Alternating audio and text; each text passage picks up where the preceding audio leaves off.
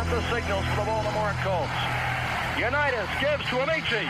The Colts are the world champions. Amici scores. It's amazing, sensational, dramatic, heart-rending, exciting, thrilling finish in the history of college football.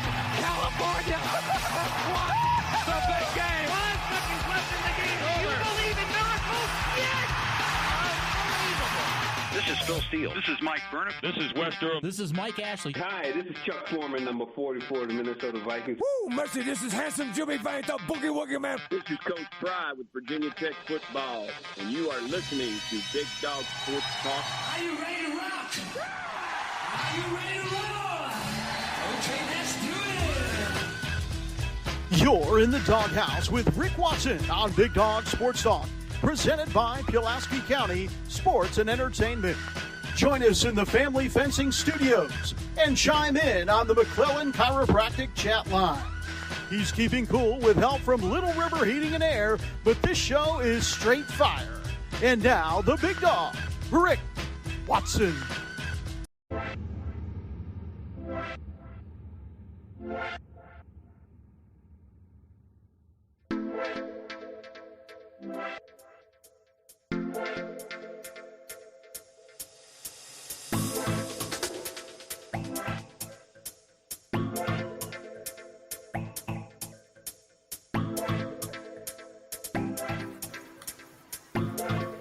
Yeah, good morning. It's just another Manic Monday.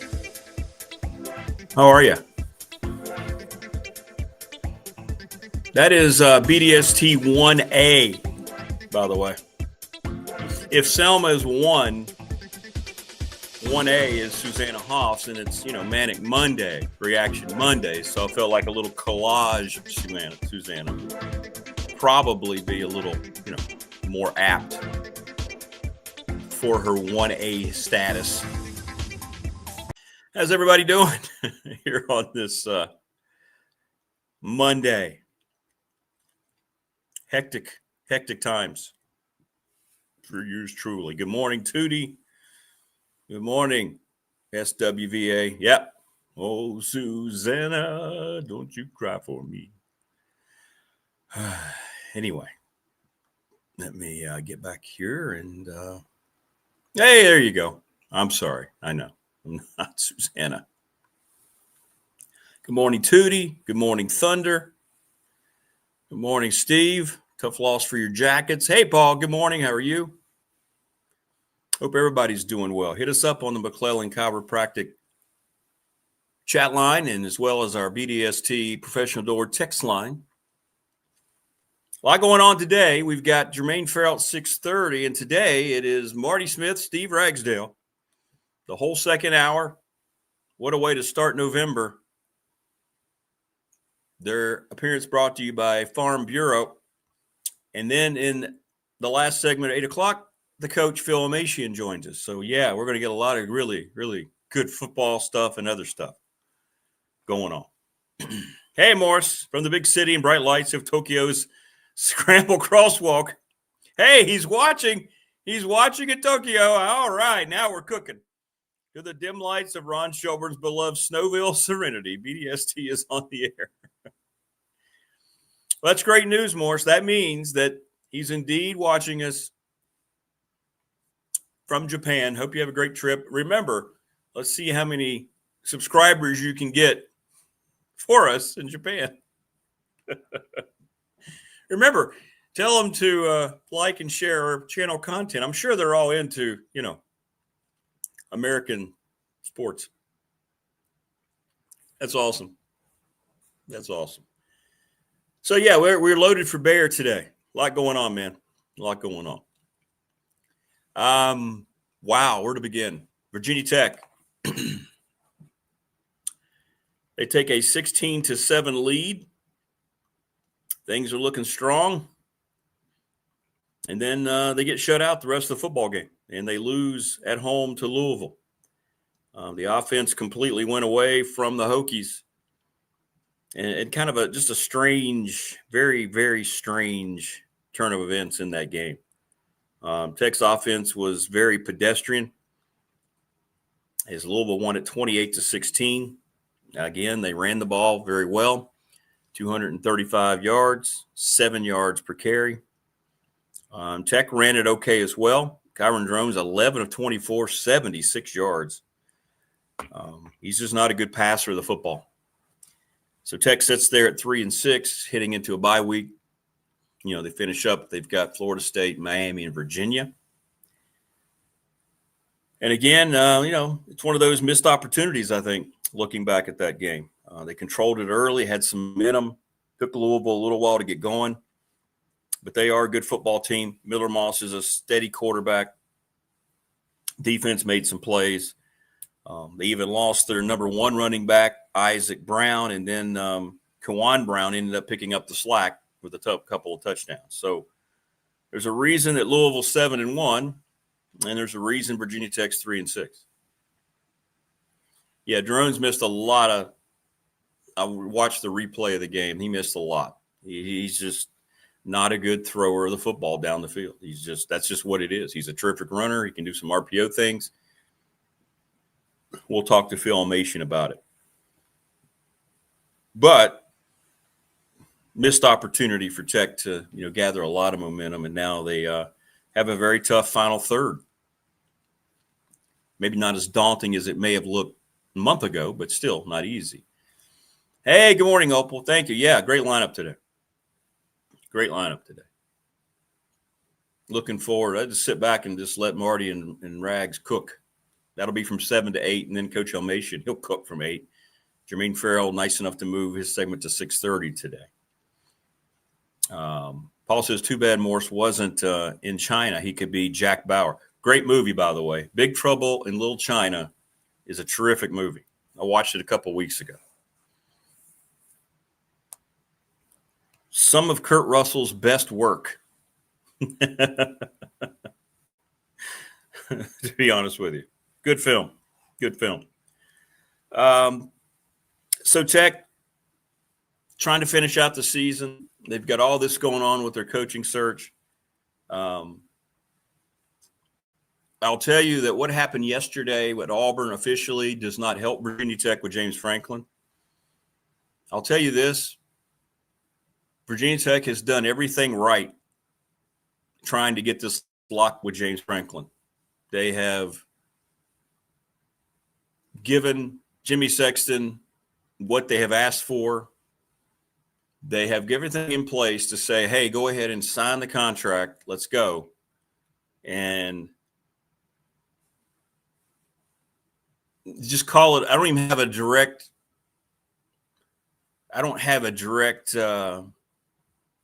any direct info telling me otherwise. I feel like the winds are starting to blow a little different direction. We'll see. Maybe I'm wrong. Maybe this thing is about to be locked up and they're just waiting on, you know, he's finalizing some staff members. I don't know. But I know the Auburn job is one that's very attractive to him. I know that Hugh Freeze is a client as well. Sexton, he's out. So my best guess, and I got, you know, obviously I was otherwise preoccupied this weekend, but from all the text messages, my best guess would be if something's not wrapped up in the next 24, 48 hours, that ship has sailed.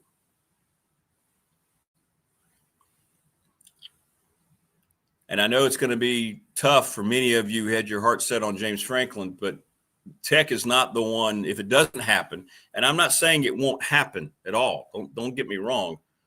But I think you have to be honest about how things have shifted a little bit, potentially. Tech has done everything right in trying to get this done. I do know that. They're not trying to play hardball. They have all this money. They were very open about their desire. And if it's not signed and if it's not a done deal, this is completely on Franklin and Sexton. This has nothing to do with Tech in terms of them, hey, you know, hedging a little bit. So we shall see. Let me just say this. If we find out that it's not James Franklin, it's not the end of the world. Tech's going to get a good football coach. I believe the desire to have a bigger name maybe has overshadowed this a little bit. Maybe not in the minds of the committee, but definitely, I think, for fans. But I can't say that, Bruce and Bud are sitting there thinking, well, they're going to ignore good coaches just because they have to have a big name.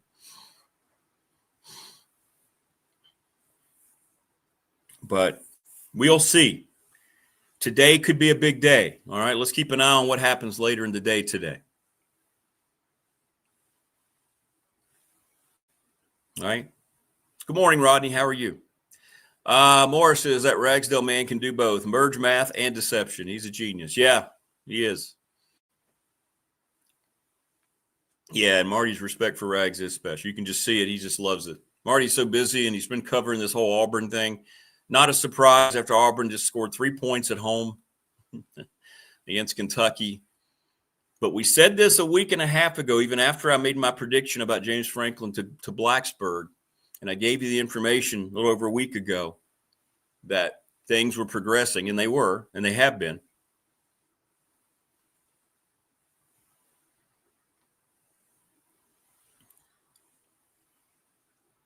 But we'll see. We'll see. We'll see what happens. I lost my train of thought there, so I don't know what I was getting ready to say. But in any event, Prometheus, I agree. I think it looks weird from anybody from the outside, and you have to ask that question. I'm sure Jimmy Sexton's asked that question. He's been dealing with Witt, so he knows Witt. So maybe he has a little more understanding. But that is an odd situation. And Tech has done that to themselves. You didn't let go of the AD who failed football twice. You're saying he has a role, and he's been dealing with the negotiations. Yet when that coach comes in, that AD, if he's still there, will have no say over him or control or overlook into anything that he does. That's odd. So do I believe it's playing a part? Yes. I do. I do. Bob Chesney, Anthony says, yes. I told you that 2 weeks ago. People were asking me directly, what do you want? Go down to Harrisonburg, bring back 2 people, and you will have fixed everything. Just watch what Bob Chesney and Matt Roan could do here. But I don't believe that's going to happen because of what I mentioned about the name, having to have a name hire. This would be the second time that a JMU head football coach, if it indeed goes that way, wasn't considered. And now we see what's happened with the other one in Indiana. Let me ask you, all right, let's just say, and we don't know at all, that things are not going to work out between Tech and Franklin. They might be ready to sign today, and they might announce a press conference for later today. Who knows? But let's say it does go in another direction. How many of you would be upset if they went down and got Bob Chesney from JMU? And all I have to say to anybody, and I have got a few people who said, I asked them, I said, well, have you watched James Madison play? They said no. Well, they've watched them the last couple of games, and they've watched them play Texas State, and now they're on board. Watch how well prepared that team is. And imagine that guy with powerful resources. Go look up his record. Go look how he turned over a Holy Cross program that has absolutely no resources whatsoever. And look how he's continued what Signetti did in Harrisonburg. And the thing that really impresses me, he started something early in the year with dual quarterbacks. It didn't work, and he trashed it and completely went to the other offense, and now it's soaring. All right? It's great stuff. Great stuff. I don't know who the top 5 candidates are. I can tell you that James Franklin in Tech has been in negotiations for a long time. I believe that Chesney's probably somewhere on their wish list. I know John Sumrall is a guy that they like. Alex Golish at South Florida is another name that gets brought up a whole lot. So that's where we are. College basketball starts today. Doesn't feel like it in any way, shape, or form, but it's here. Radford and Tech will play tonight. Not against each other, but two different games. I'll have the Radford broadcast against Western Illinois. And Virginia Tech will play host to a Big South foe, Charleston Southern, tonight. Tootie says Bob Chesney would be a great hire. Correct. And then if you could get Matt Roan to come with him, just get out of their way and let them do their thing. But, again, I think Witt set this up to where they feel like they have to change their MO because of the Brent Pry. What went behind the Brent Pry hire?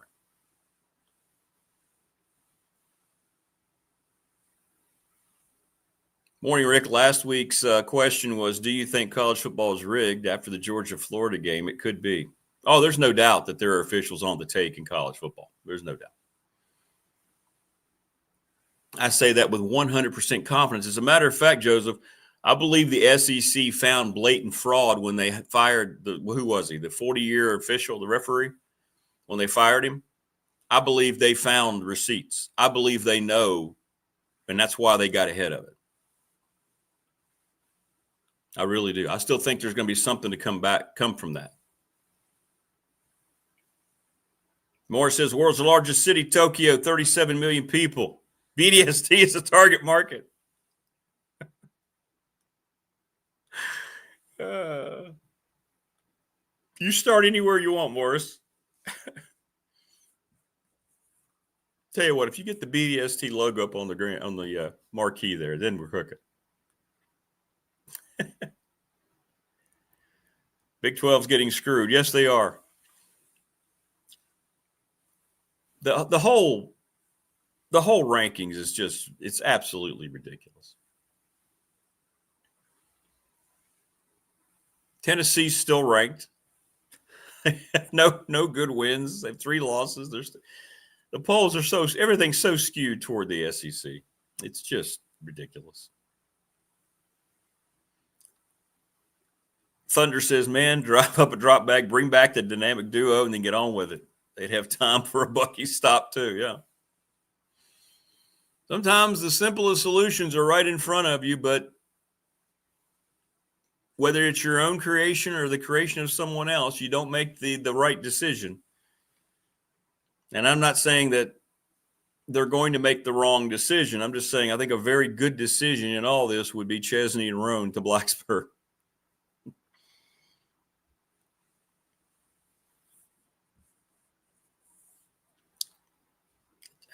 It just seems very simple to me. Seems like a very easy fix. Now, we've already seen the ACC is not a good conference. Miami, wow. Why did we did. I started to fall for the banana in the tailpipe again. I did. Then to go to SMU, Carson Beck, the most expensive player that we know of on record in the history of this still very new NIL. Throws everybody under the bus except for himself, and SMU wins it. Coach Lasley just signed a big extension. They go out and beat Miami. Miami's not a contender for the playoff. They're probably not a contender in the ACC. And once again, Mario Cristobal, you have to start looking at that job and saying, is it one that can be salvaged down in Coral Gables at this point? And I don't think the answer is easy to find.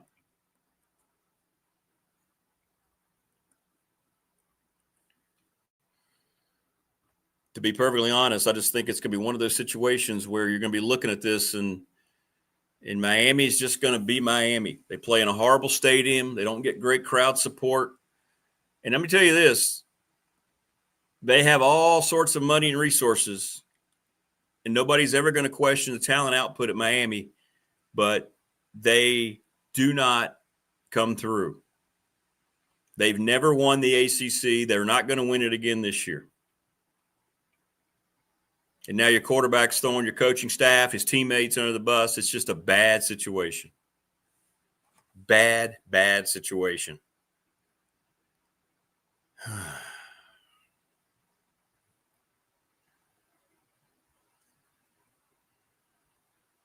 It's crazy. It really is. It really is. Anderson asked my top 5 Heisman. I don't give the Heisman any credibility anymore because it's just a quarterback award. But Fernando Mendoza will likely win it, would be my guess. It's going to be either Mendoza or the Saiyan kid at Ohio State, right? Between one of the two. That'd be my guess. It's a great point, Matthew. I hope they will do what's best for Tech and not what the national media think is good for Tech. Yeah. Your top 5 picks for the next curling championships of the Olympics. Now that I'm excited about. Yeah, the Heisman it's turned to nothing more than a whole ESPN creation. It's all quarterbacks, running backs. It's a 2-position award. And a lot of times the best players in college football aren't running backs and quarterbacks. Hey, good morning, Jermaine Swish Lewis. It's a great name. How are you on a Monday? Swish. I want to thank all of our sponsors, Family Fencing, our studios here in Reiner. Get a free quote, 540-200-8294 at familyfencingnrb.com. Thanks, Jason. Mark Hundley, McClellan Chiropractic, right off of Peppers Ferry Road. I know Big Al's thinking about going. Go. He will fix you in a hurry. Sponsor of our text line, Professional Door Incorporated, Route 100, right across from New River Community College, 38 years in business. They're looking for people. Walk in, go in there and see Travis Williams. They're expanded. They're so busy. They're so good at what they do. They will train you. You do not need to go in and say, hey, I already have this. I can do that. No, let them show you, and you'll be a garage door expert in no time. Thanks to National Bank, member FDIC, the exclusive banking partner of BDST. We will have another question, the Ryan Pry BDST fan question of the week. Haven't come up with it yet. Go see Charles Lee, Little River Heating and Air, 540-553-2971. Each and every day, we're presented by Pulaski County Sports and Entertainment. Thank you so much to Jonathan Sweet and Tim Miller. Thanks to the NRB Super Bowl. They've been around for 25 years, 540-382-5525. We're going to have to get Ronnie Horton on here very soon. James Lawson, Mobile's Home Supply, over on 300 North Franklin Street in Christiansburg. Give them a call at 540-381-8011. And here today, we want to welcome in a new sponsor here on the program. And it's the Ready Set Fund. There you go. It's the easiest and most productive fundraiser in your area. The percentage of profit has increased. It's a fundraiser that has no selling, no cash collection, no product, no door knocking. They already have a website pre-selected to help you go out and, for example, the girls softball team at Floyd County High School recently raised over $4,000 in a week with 20 girls, and all they did was send out text messages through the Ready Set Fund. And this is money that you will receive in a couple of weeks. So if you need some help, give Bob Christ a call. His email is bobchrist, BOBCRIST, the number 11, BOBCRIST, the number 11, at gmail.com. The profit percentage has been raised to 90%, which is tops in the industry. Check out their website at readysetfund.com. So go check them out, and we welcome them to the program. There it is, readysetfund.com. So thanks, Bob. course, you know the name Christ, Dave Christ, Michael Christ. Yeah, that family. So we'll tell you more about that. What a great way to go out and help local high school, whatever you're looking for to help out your programs. And Ready Set Fund's a great way to do that.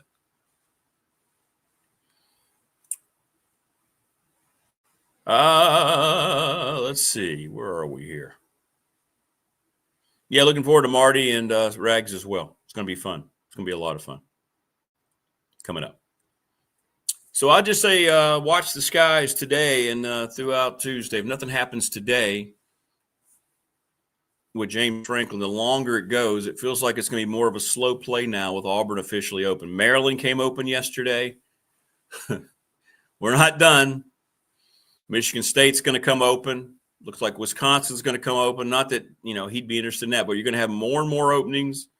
And I don't know where all these coaches are going to come from. I have no idea where all these coaches are going to come from. A lot of G5 guys salivating because they're going to get opportunities. A lot of coordinators are going to be considered. It is going to be a flat-out mess. Best programs for player development country. I think Ryan Day at Ohio State, he gets a lot of good talent, but look at what they've done specifically at the wide receiver position. Incredible. Absolutely incredible. He's one of the best. Ryan Day's like 77-10.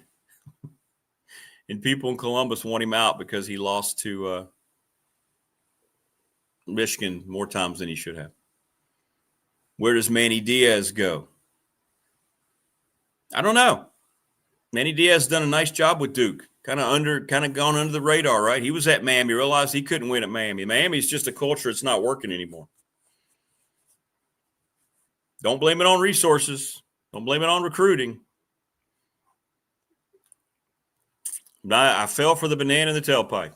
I did it. You're not going to fall for the banana in the tailpipe? I did it. I did it once again. Marty and Rags coming up at 7. That gentleman is Jermaine Ferrell from WFXR, finest high school football coverage locally. Anybody in the area. What's up, Jermaine? Thanks so much, man, for moving your time a little bit today.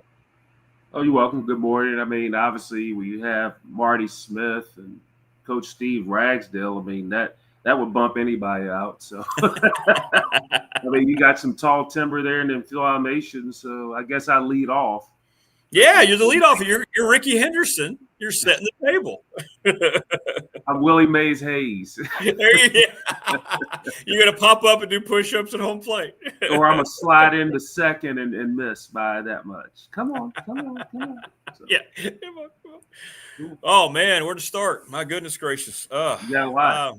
A lot going on. All right, well, let's go back to the Tech game. I mean, it's 16-7, and I'm on the road and I'm following. I'm like, okay, all right. And then you look up at the end and they don't score again. They lose 28-16. What were some of your thoughts about the Hokies?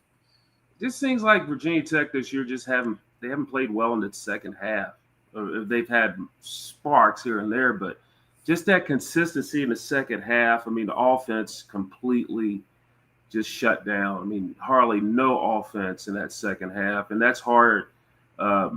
You're trying to – I mean, you're playing Louisville. Louisville made the adjustments in the second half, and they did what they had to do. But, yeah, it's just a tough loss for Virginia Tech. And, right now they're 3-6. So, in essence, they'd have to win out to be bowl eligible. And that schedule is pretty tough when you look at who they got coming down the pike. So, although the Florida State game, they get a bye week this week. They got the Florida State game. And you never know with Florida State. I mean, gosh, you're like a Dow Jones or up and down. Yeah. The last game, against Virginia, it's going to be a hard one. So we'll just see how it goes. But, yeah, it's just a tough situation right now, Virginia Tech. But, yeah, offensively, they just struggled in the second half. And, really in the first half, it's not like they really lit the world on fire offensively either. So offensively, just a struggle. Defensively, I thought they played well. For the most part. But then if you're not getting any help on offense, it's hard to, as a defense, to keep stopping the team. So that was really the tough thing right then and there. I mean, Kyron Drones had a lot of opportunities he missed. I mean, it was his poorest day, I think, statistically as a quarterback. They didn't they ran the ball okay, but boy, when you can't do anything at all, stretch the field, it just limits so much what you can do. And yeah, bye week's coming right back at you, right? So time off here to get it fixed for the last 3 games. Yeah, and then you get the bye week and another bye week to work things out. So it just seemed like they just had a bye week. Seems like now colleges get 2 bye weeks now during the season. Yeah. You kind of like it spread out a little more. Maybe you would have one earlier in the year and one a little bit later. But, I mean, they seem like they've just come rapid fire for Virginia Tech, back-to-back bye weeks. But, that's how the schedules are set up. And you just roll with it. The other team from the Commonwealth in the league, first place, Virginia Cavaliers, 31-21. Now, I thought that was an impressive win. I thought maybe they'd struggle a little bit going on the West Coast, but they didn't. They jumped out early. Chandler Morris was terrific. They ran the ball. That was a really strong performance, I think, by Tony Elliott's team going across the country. A lot of people a lot of people thought that Virginia would lose that cross-country trip, but it's just something about this team this year. Nothing's really fazed them. And the irony is you look back at, the NC State game. I mean, everybody says it was a non-conference game. I mean, if that was a conference game, then they would be bunched in with all these teams with 1 loss. So, right now Virginia's looking really good to win the league. And well, not win the league, but at least clinch a spot. And heck, I mean, I misspoke, but actually it's not out of the realm of possibility they could win the ACC championship. I mean, in the championship game. I mean, right now, record-wise, they're doing so well. I mean, they still have you got Wake Forest this week. And then, obviously they get a bye week before they play Virginia Tech. Still got Duke on the schedule. So they got 3 more games. And, I wouldn't put anything past them to get a win. I mean, win out, and if you win out, I mean, you want to handle your own business because pretty much Virginia controls their own destiny when it comes to the ACC championship game. If they win out, that's right, they're in. But if you lose a game, then you're bunched in with a bunch of teams with 1 loss. And the tiebreakers, I don't know if you have enough time. We need a Radford professor in mathematics to figure all that out. But basically, if you just win, just like Al Davis says, hey, just win, baby. The late Al Davis, you keep winning. And these are games they can win. I mean, you win. Wake Forest, Duke and Virginia Tech. So if you win those games, and here's what's crazy: someone's got to go to the college football playoff too, right? So why not Virginia?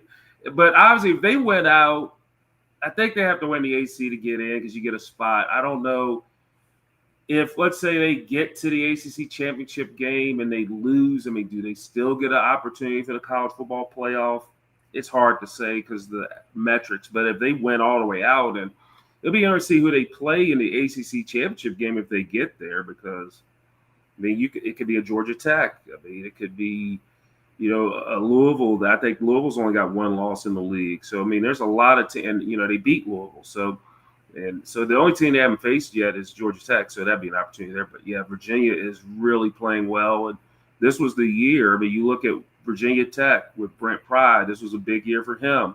And obviously he was let go, tough start. And then when you look at Virginia and what they've done, they're starting to build something, get momentum going. So it's really an impressive look when you look at what Virginia has done this year. And kudos to what Tony Elliott and that crew has done. They're a program that deserve the fruits of their labor is Virginia. Well, and to your point, Jermaine, I'm looking at it right now. You got 5 teams with 1 loss, right? Who knows how this thing's going to play out in the ACC? You're right. I don't think there's any chance they get anybody but their champion in. It's going to be. It's so undecided. I don't know. I don't know how it's going to play out. There's so many. The last third of the season is going to determine a lot, but it is crazy right now. Yeah. What's the word you use? A quagmire? Is that your word? Yeah, that's a quagmire. That's a quagmire. So we'll see. We'll see how it all plays out. Hey, we have hoops starting tonight. Yeah, got a little basketball. That's crazy. We got Virginia Tech and playing a big South opponent, which you guys will see later. Charleston Southern, which you guys you'll see. Then Radford gets it going, and so college basketball. It's just weird to talk about it right now. I don't know if you're really ready to talk about it. Typically for us, we kind of, when you look at, like, I'll use WFXR's coverage for example. I mean, we're deep in high school football. We're deep in college football. So I really don't you really don't get into the basketball mode to maybe the end of December, kind of, sort of, maybe in December. But, right now, heck, the NBA's already started, so basketball is going. But, and then you don't. The interesting thing I noticed about college basketball, you really don't have a lot of your earlier games are not. With college football, right? College football, you have a marquee game right out the gate, but with college basketball, they tend to do that maybe around Thanksgiving, maybe a little bit later. They really don't start off, like, you don't see, a top 10 matchup off the top. Usually, very seldom. Yeah. Very seldom. And usually it's because, hey, to get the teams established. But at least one thing I do love college basketball, what they do compared to college football, you have preseason games, you have scrimmages.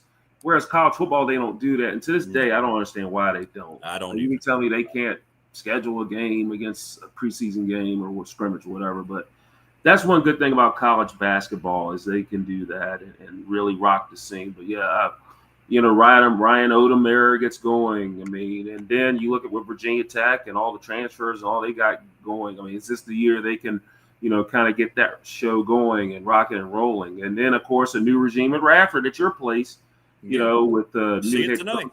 Yeah. So it'll be a fun time, but it's so early for college basketball. Still, I know. We still have a lot of stuff going on with football and all the fall sports and everything like that. Yeah, I'm with you.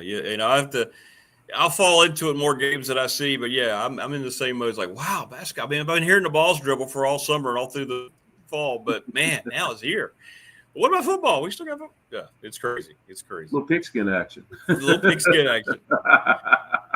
Another weekend, another Power 4 job is open. Actually, two of them now. Maryland and Auburn pulling the trigger yesterday. Jermaine, I think we have 14 major openings now. This is beyond madness what we're seeing, and it's a direct result, I think, and Coach Elmassian's talked about it, of this era, the new NIL era in college football. The patience is even thinner now than it's ever been for these programs. It's crazy.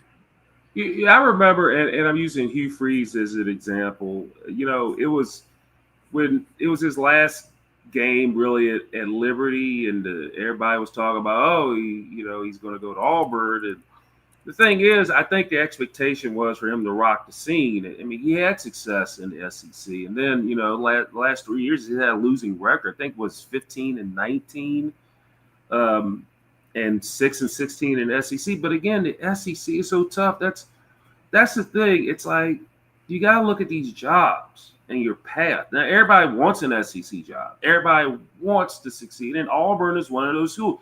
I think we mentioned this before. I mean, when you look at the fan bases, and I'll read them out. I mean, you got the expectations are high at Oklahoma, Texas, Texas Tech, LSU, Alabama, Auburn, Georgia, Florida, Tennessee. Those are schools that they expect to not only win the SEC, they expect to win the Natty every year, and it's so hard. So those schools have expectations, whereas you have certain other schools in the SEC. I think even you could put Arkansas in that mix too. But then there's certain schools like a Missouri, a Missouri, Kentucky, a South Carolina. Expectations, if we do okay, that's fine, but it's okay. Ole Miss and Mississippi State, those schools are kind of in that bracket. Vanderbilt. Vanderbilt ranked 9th in the country. They killed for that. And then, lose to Texas, which was a game they should have won. They had the lead. Yeah. And so that's really the thing when you look at it's like the expectations are so high at these schools. And if you don't get the ball rolling early, after 2-3 years, they're going to let you go. And what's crazy, Maryland, again, in the Big Ten. I know. It's hard. It's hard. Like I said, Maryland chased the money, give it up for them. But when you look at Maryland and you look at, the problem is you have like a Kirk Cignetti who went to Indiana and he's number 2 in the land, rocking the scene, could win the Big Ten. I mean, obviously it's between them and Ohio State. But, I mean, people look at certain schools and say, if this school can do it, why can't we do it? Like, I mean, that's what people look at. They could, down in Auburn, they'll probably say, okay, I'm looking at Indiana. They get a certain coach. And it's also about the matchup and the chemistry of the coach and the school. You know, can this coach have the success? And what Phil Elmassian said, the great Coach Phil Elmassian said this. He said, okay, look at the track history. Now, Hugh Freeze has had a history of success. It's not like he hasn't won, but right. Those 3 years at Auburn were tough. And maybe it wasn't a good fit for him at Auburn. Maybe he needed to go to another, school like that. But, it's tough. And then obviously with all these schools, the pool of coaches for Virginia Tech to pick is really not that deep. Because now you're like, okay, you're going up against some of these other schools that want, their coach. So that's another layer to it. Every opening that pops open, you never know. And there are going to be others. I mean, Rick, you're going to have they're still talking about Florida. Heck, they're talking about South Carolina. I mean, the SEC, more than half of the league might be gone with their coaches. Might need coaches.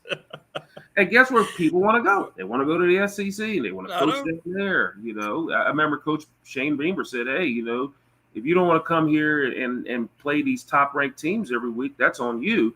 But, the challenges are so strong in the SEC. So, a school like a Virginia Tech playing in the ACC, you might look at that and say, okay, we can compete in the ACC.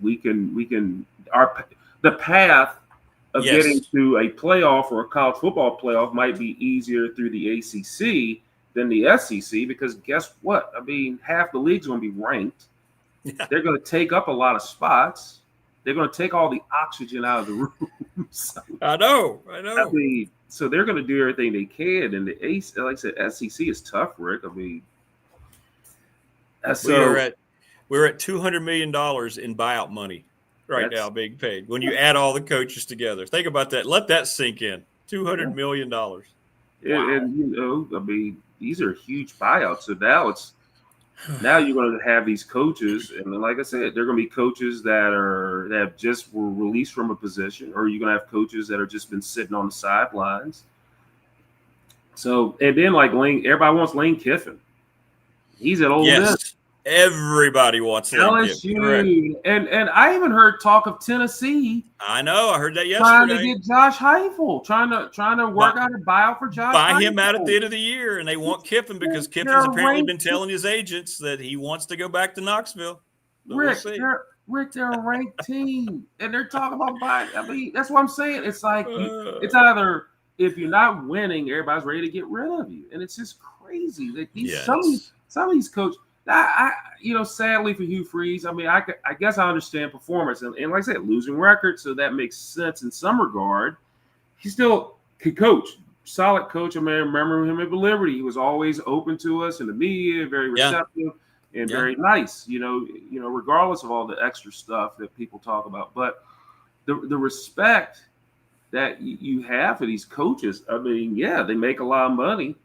And at the same time, if they're let go, they have the golden parachute. So it's not like a bake. You're not going to have a bake sale to these coaches. It's not like these coaches are going to be hurting for money, but it's a pressure business. And if you don't win within a short, and it used to, like I said, Coach Frank Beamer, he had all the time in the world. Nowadays, it's like, okay, you got to do it in 3 years or less. You better rock the scene in 3 years. And obviously, you look at Virginia. We circle back to them. Heck, if Tony Elliott's struggling this year, he'd have been gone. But he found now the thing is he's got to continue that. Okay, you have a great year here, but you still got to build on what you've done. So you just can't have one good year. You got to have multiple years. You got to win and keep winning and winning and winning. Because these boosters, these fans, they want to win, Rick. I know. Play it simple. Well, it's going to be fascinating. And Jermaine, we again appreciate everything, man. Great stuff. Coach Elmassian telling me, by the way, on text how much he's enjoying your commentary just now. It's great. And you and I will finish up high school football this Wednesday, the final week of the regular season, and we'll go over all the points and playoff standings and everything else, man. It's going to be interesting. It's It's a lot going on, and it's I tell you, these teams. we got a lot of good matchups coming up this week. I mean, you talk about teams that are fighting for seeding, and then there are teams that are fighting to get in, and there's so much going on, and it's going to be fun to see what happens with all these teams. And of course, it'll be neat to see Marty Smith and Coach Ragsdale. Give my best to that dynamic duo, because I will. You talk about a power hour. Marty Smith and Coach Ragsdale. I mean, you should just have them on for 2.5 hours. Because whole show. In fact, you take the day off. And I would go for 2.5 hours. I would if we could get them that long. That'd be great. That'd be great to have the whole show. That'd be great. And Giles and I tell you right now, Giles, they're looking good this year. They're back on top of the regional rankings. I mean, it's going to be a battle between them and Craig County for that top seed. But two schools, by the way, that have embraced the single wing, and Giles and Jeremy Haymore kind of implementing things, helping out, with the Bandana Express, implementing that at Craig County. I mean, I know they lost this past week to Narrows. No shame in that. But the single wing, I mean, they're going to be a problem. Those two teams are going to be a problem in the playoffs, along with so many others. But, we'll talk about that down the line. All right, man. Well, enjoy the rest of your day, and I'll talk to you on Wednesday. All right. Appreciate you as always, sir.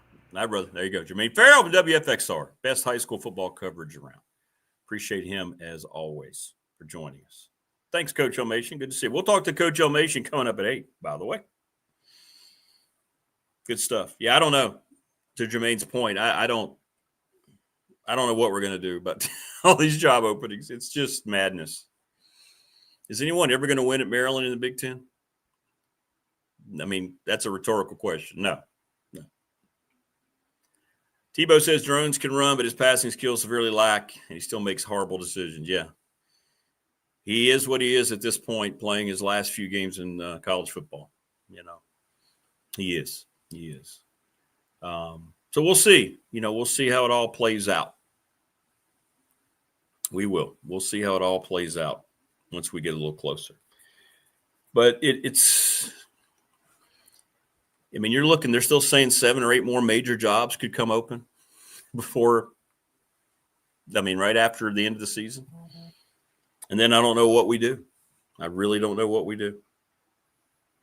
It's going to be bizarre. Going to be bizarre. Yeah, I did see that. Ron Shelburne just Marty got a big shout out from Lane Kiffin on Twitter yesterday. That was great. We'll have to talk to him about that a little bit. Coach Ragsdale and Marty Smith coming up here in just a little bit. So we'll get you queued up for that. All right, let's go through our sponsor list really quickly here before we start our next segment. Phil Elmassian at 8 o'clock, by the way. He's queued up and ready to watch Marty and Rags, so it'll be great. Family Fencing, want to thank them sponsoring our studio here in Reiner. Get a free quote, 540-200-8294 at familyfencingnrv.com. Go see Mark Hunley at McClellan Chiropractic right off Peppers Ferry Road in Christiansburg. They will crack your back in all the best places. It's great stuff. Professional Door Incorporated, Travis Williams up in Dublin, Route 100. Like you're headed toward Parisburg to see Coach Rags over the mountain. 38 years in business, and they need workers. Just walk in, give them a call, walk in, and just say, hey, I understand you need help, and talk to Travis. I want to thank National Bank, member FDIC, the exclusive banking partner of BDST, my exclusive bank for the last 35 years.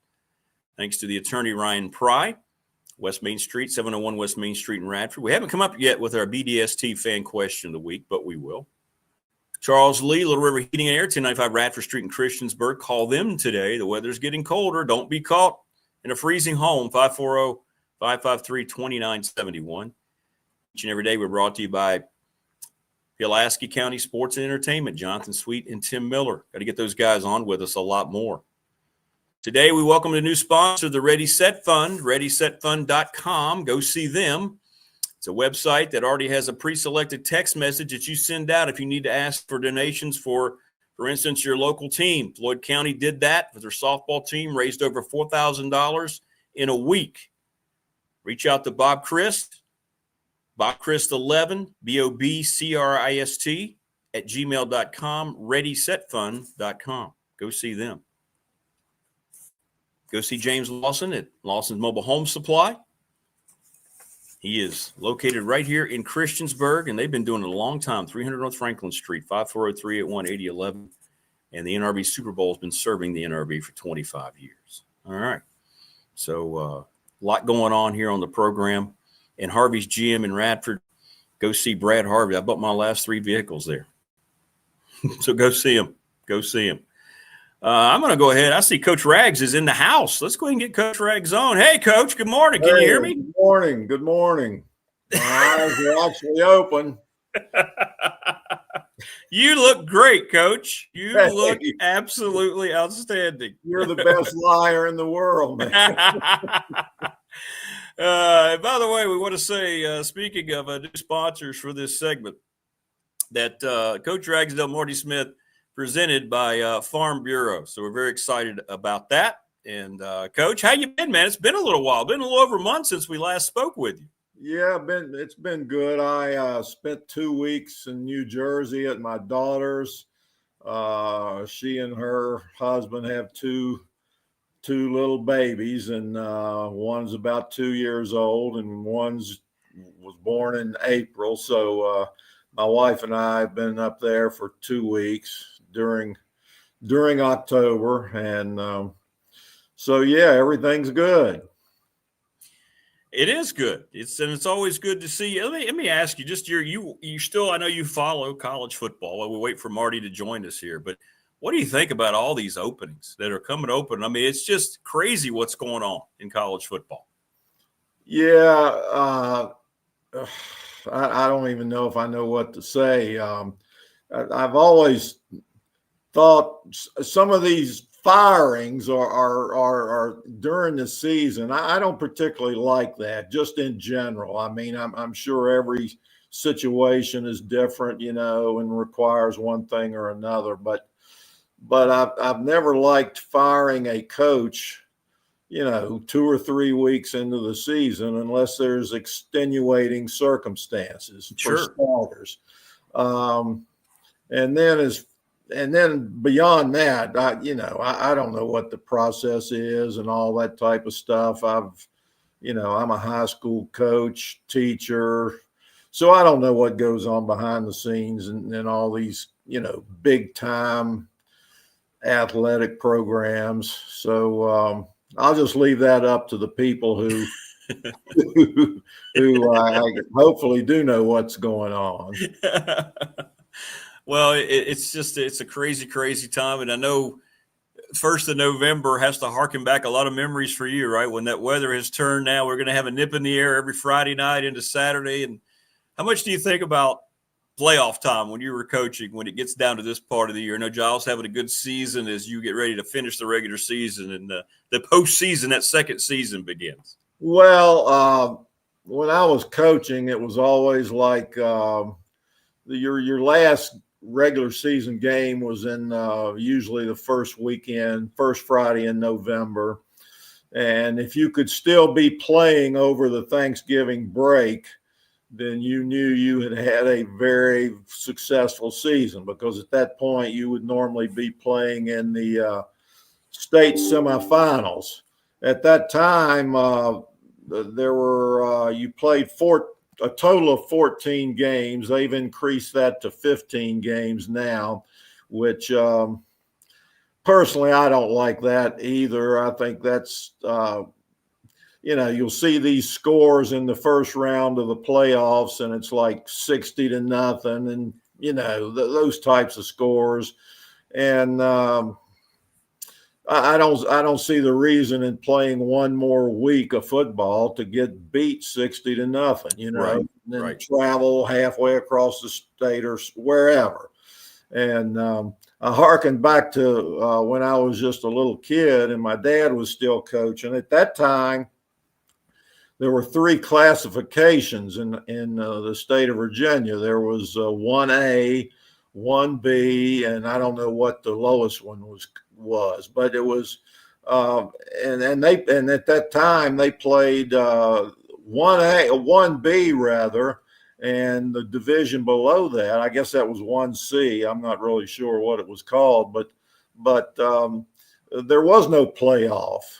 You played, and I'm talking in the early 60s now. Uh-huh. You played 9 regular season games with one open week, and when it was over, you put the equipment up and got out the basketballs, and the big schools like Jefferson High School in Roanoke, which no longer exists, the ones that were in 1A, they did have a playoff, and I don't know how that worked. I was just a little kid.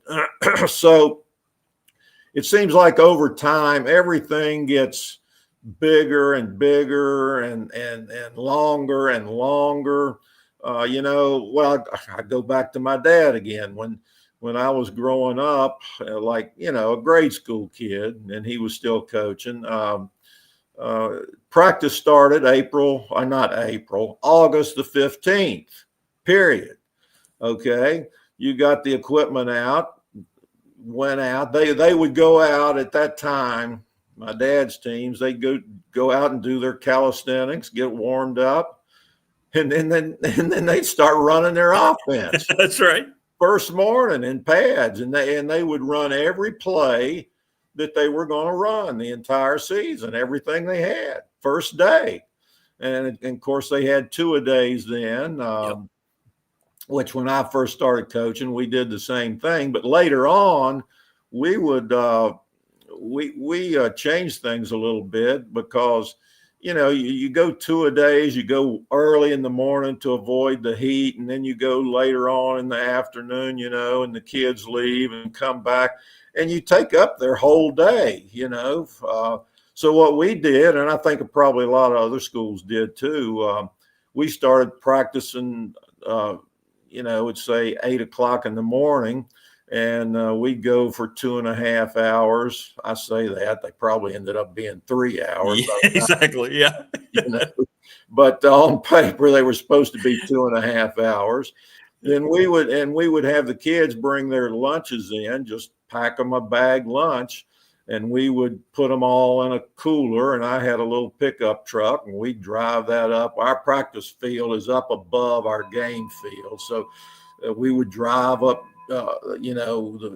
their lunches up there. And so as soon as we finished at 10:30, 11 o'clock, the kids would take off their shoulder pads and go over and sit in the shade. We had a row of pine trees. Marty can he can relate to this. They'd go over under the pine trees and sit and eat their lunch and drink Gatorade and whatever they did. And the coaches, it was not Gatorade. We didn't get no Gatorade. The What's up, Mark Dog? Good morning, them kids that came after us might have got Gatorade. We got some old garden hose water about twice a week. Yeah, there you go. And the coaches would go over in the corner and discuss the morning practice and how terrible we looked. So, and then we'd go and we had our hard practice first.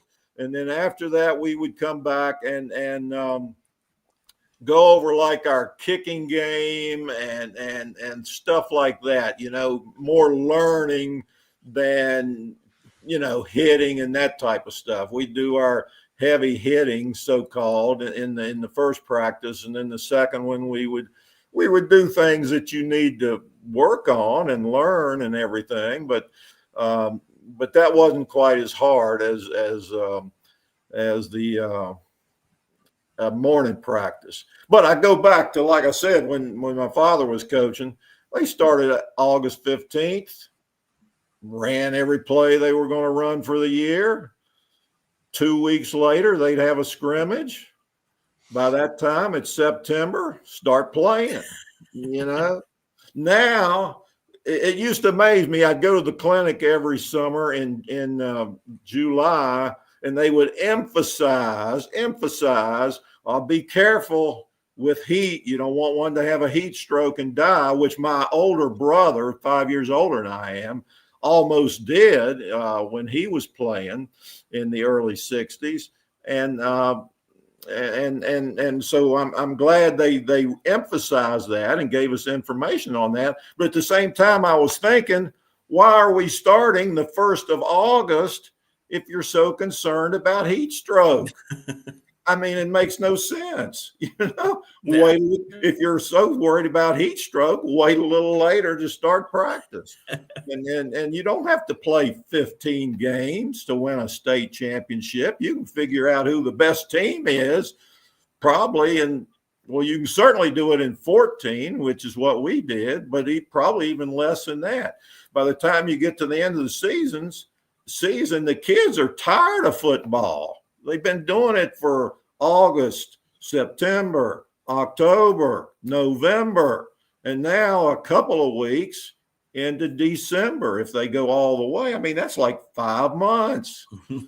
Okay, I'm off my chair now. Oh, man, I love it. All right, so I got a couple thoughts. Start now. Okay. Good morning, Marty. I want to say First good morning of all, to you, brother. gentlemen, good morning. I love you both. I'm grateful for you both. It's awesome to spend time with y'all. All right, we're going to start with hydration, I guess. So I will say that during two-a-days, which Coach was referencing there, he's so right. Our morning practices were so intense. They were very intense. And Coach was always so good at reaching us at the emotional level that we were as 17-year-old farm boys, that the most difficult opponent that we're going to see all year is right here on this practice field with you. And that has to be the standard. Now, it was hot. It was very hot. You know, I can remember going out there because that first week, Coach hated that first week because we had to be in them shorts and we'd be walking around in them little booty shorts. I mean, you talk about ridiculous. And these were team issued shorts, Rick. Like we didn't wear our own shorts. We had to be uniform here. All right. And they were these red shorts that had like white piping around the shorts. And they were so short, there was damn near some wardrobe malfunctions for some of my teammates. I'm sure. Not all of us. I can tell you that. Some of us. But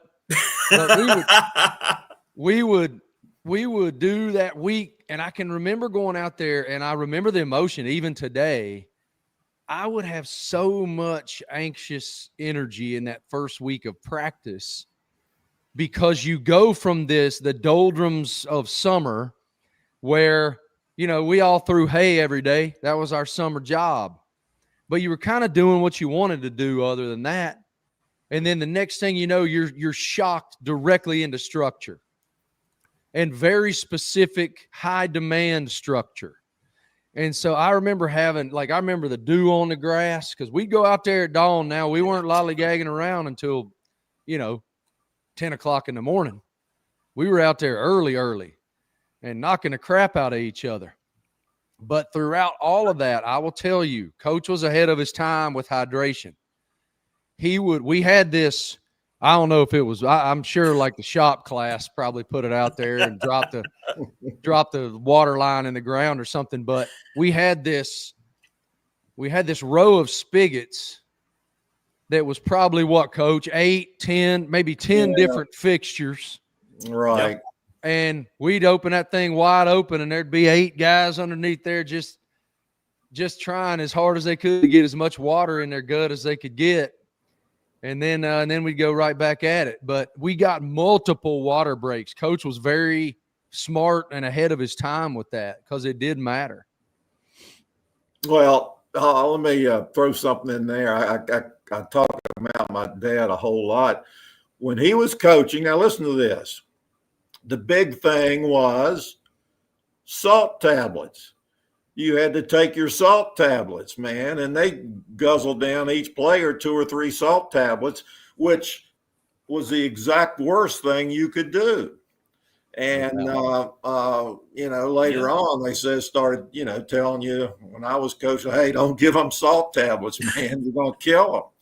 And it's hard to tell across the country, how many kids died from heat stroke because of that. And was that supposed to prevent cramping or something? What was the use of that? Yeah, well, I guess, the idea was you're doing a lot of sweating, so you're secreting salt from your body, and you need to replenish that, I guess. But you didn't need to take a bunch of salt tablets. It was doing just the opposite. Yeah. And I mean, I'm not a doctor or anything. I don't know how that goes, but all I know is at one time they were taking them, and then they said, "Hey, don't do that. You're going to kill somebody if you're not careful." And like I said, my brother got in a scrimmage at Marion one year. Some of the other players came off the field and said, "Coach, hey, my brother's name's Stanley, said, Stanley's acting crazy out there. There's something wrong with him." They ended up taking him to the hospital and stripping him down and just pouring water on his body to try to cool him off and give him make him drink everything he could drink. And thank goodness he recovered okay. But, times have changed along those lines, which is good. Thank goodness. How did you react when Dave Christ, I don't know if Coach Chris is a VHSL Hall of Famer or not, but if he ain't, he should be. Yeah, exactly. Yeah, I think he is. I'm pretty sure he is. So how did you react when he comes to you in the fall of 1980 and says, "Hey, man, I just happened to be going to Thanksgiving in Northern Virginia. I'll go scout this team you're going to face for you." That was such an unbelievable gesture. What did it tell you about the New River Valley community of coaches? And what impact do you think that had on the game? Well, I laugh because there's several things there. I know. Dave Chris is a gentleman for starting. Great man. And I tell you, things have changed a lot, I think, and maybe not for the best. When I was growing up, you were taught sportsmanship. Regardless of what sport you were playing, it was you play hard, you play fair, you play by the rules. You don't break the rules to your advantage. You treat the other team and players and coaches with respect. I can remember my dad saying, I wouldn't mind seeing my sons play for any coach that we play against, because I admire all those other coaches, and then so anyway, as far as Coach Chris goes, he was a gentleman. When we played them early in the season every year, and I always liked that game because it was a measuring stick for us. Blacksburg was like the rest of us. Some years you're better than others and all, but we knew every year that Blacksburg was going to be a tough game for us. Okay. And it gave us a chance to go back and evaluate on film what we looked like and go from there. And I think it made us a lot better over the years playing them early in the season.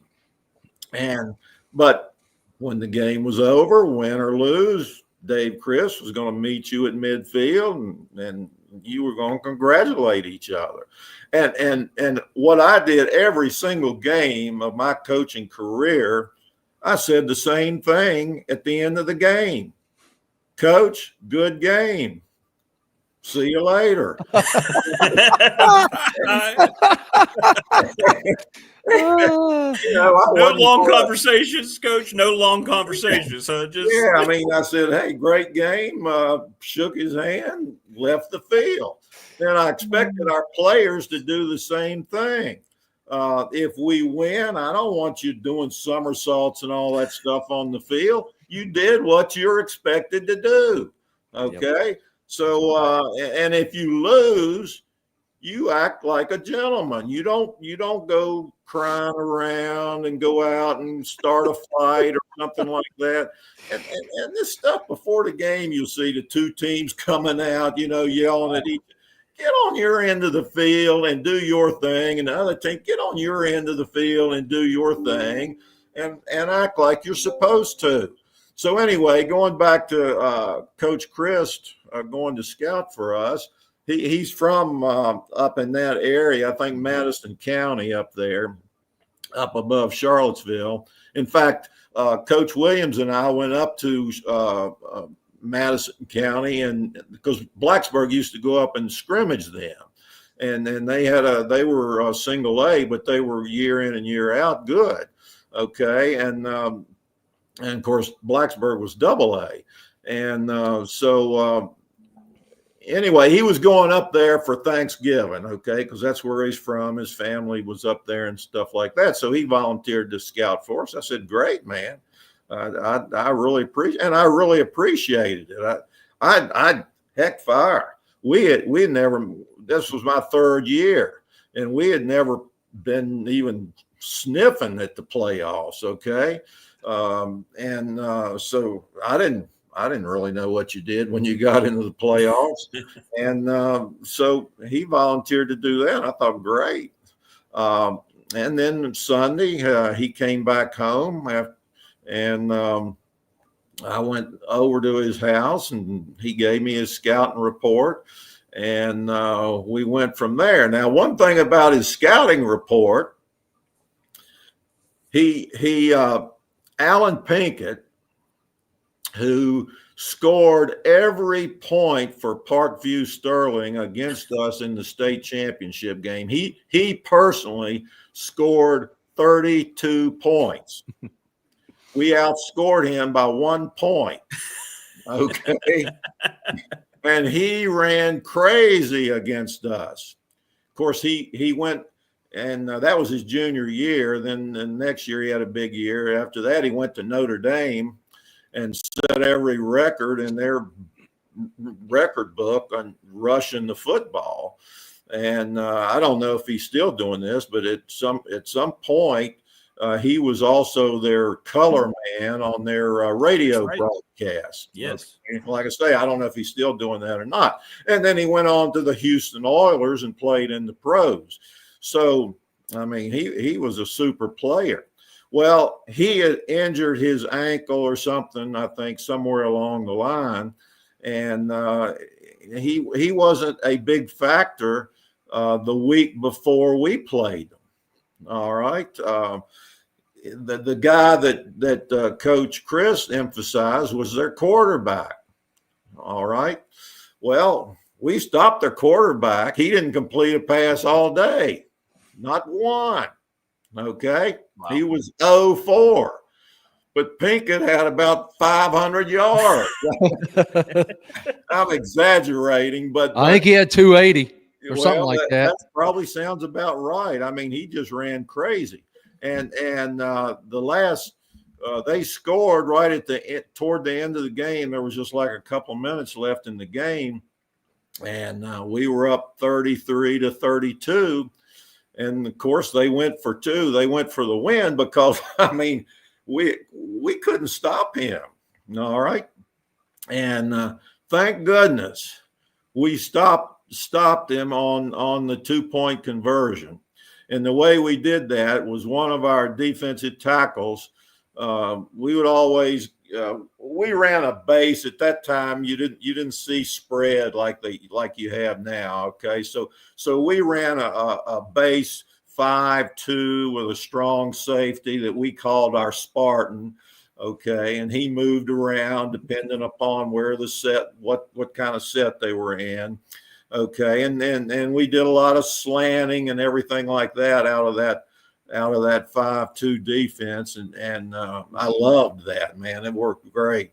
And but when we got down next to the goal line, or the opposition got down to the next to the goal line, we go into a 6-man front and go from there. And so we were in our six-man front goal line defense. So it was essentially a 6-5 defense. Our safety man would be up in there tight. And basically 9 in the box. And yeah, two right. cornerbacks out there on islands just don't get Yeah, burned. if they got wide receivers, and if they're not, then you got like almost 5 linebackers in there. So we were in that, and we still had the ability to slant out of that if we wanted to or not. And so one of our defensive tackles was slanted to the inside gap. He's lined up, head up on the tackle, and he slanted to the inside gap and penetrated a little bit into the backfield, enough to where he was kind of down laying on the ground, okay, and maybe on his hands and knees, I don't know, but you know, we had him submarining. They were playing low down there next to the goal line, because my philosophy was, let's make them do something that we have a chance to throw them for a loss, perhaps, okay? And that would be, how do you do that? Well, my idea was, we want to make them go outside on a run. That way we've got a chance to maybe get somebody up the field and throw them for a loss. Excuse me. Or we want them to try to go over the top, you know, dive over the top. That gives our backers a chance to hit them in the midair and knock them back, okay? And then the other way is force them to pass the ball, because if they do that, we've got a chance to at least knock it down and maybe even intercept it. Yeah, we're going to pick that mess off. So we're going to take away everything, hopefully, from between the ends, okay, right there, and make them go outside, over the top, or pass the football. All right. So get back to Park View. All right. So our defensive tackle, he penetrates, and of course, what do? They're going to run Pinkett off tackle. No doubt. You've been killing us there all day long. All right. By the way, I think you get down on the goal line, I think the best place to run the ball is off tackle. All right. Not between the tackles, but off tackle. And the reason I think that is because they probably got a defensive end out there that, you know, is not quite as big and all that stuff as those inside linemen. A little easier to move. Okay. Plus, you're not going in there head on against these guys, you know, like in college ball now. I don't know how big their defensive down line are, but they're 300 pounds. You know, so you're going in there at a slight angle, and so those linebackers in there that are trying to tackle you are probably going to be taking you on at a slight angle, not straight ahead. And so it's kind of a glancing blow. And maybe you can, you know, get through that, even if we don't get everybody blocked. All right. And of course, down there, they got an extra man in there because they're like us. They move people up. And there's some things I think about when I think about this. So anyway, I'm getting off track again. So they ran off tackle. Well, our defensive tackle, who was laying on the ground, just lunged over and stuck his head out, and he caught Pinkett's leg as it came through with his head. All right. Wow. And that tripped him up enough to where our backers by that time had converged on him and our defensive end and were able to stop him short. If our defensive tackle had not made that effort, and I'm not naming names here because, you know, I kind of want to stay away from that, but he knows who he is if he's listening to this show, because his head's probably still ringing from that lick. But anyway, and then by that time we could converge on Pinkett and bring him down, and which we did. But there was still a minute or 2 minutes, probably about 2 minutes left in the ball game. And I knew if they got the ball back, they were going to win, because we could not stop Pinkett. Before that extra point I'm talking about, he just run about a 50-yard, down the sideline and score. So I knew, hey, we got to have a first down. We had to have one first down to eat the clock up, game over. And, in my mind, it was like, give it to your best player. And our best Wing 44, our best player, but he was certainly our top running back. And we had good backs. Greg Mance was one of them out there. I'm naming people, but I shouldn't. Why not? What's the aversion to naming people? Yeah. I don't know. Barry Farmer's the tackle that stuck his head in front of It's the greatest endorsement. What you have to understand from our perspective, everybody that played for you is like Barry Farmer or Greg Mance or Tyrone Meadows or Leon King or Greg King or Curtis Woods, all the way down the line, all the way down. The fact that any of us would live in your memory and in your heart that way is the greatest endorsement we could ever have. We could not be more full of pride and more full of fulfillment as somebody that played for you than for you to remember us in a certain context that's positive that way. So name them all, by God. And Greg says hello, Coach. Greg just said hello to you in chat, by the way. Rodney Landreth, who everybody knows, right? Coach, played for Pulaski. Greg Mance says a big hello from Loris High School.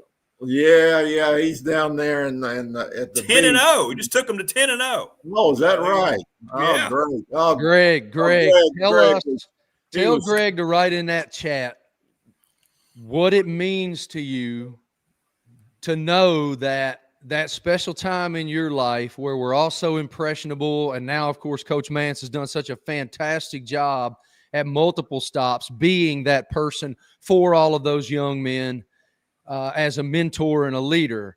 But I would imagine that other than his daddy, there's probably not another male figure in his formative years that he would be more proud to have made proud than Steve Ragsdale. All right, write it in the chat, Greg. There you go. Let me say something there, Marty.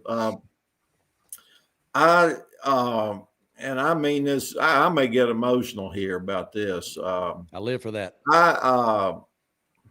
I literally loved the kids that played ball for us. And I try never to use the term play for me. They weren't playing for me. They were playing because they enjoyed playing whatever sport it was, football or basketball. Okay. But I had a special place in my heart for those boys. They were boys at that time. They like to think of themselves as men, but they're not. They're boys.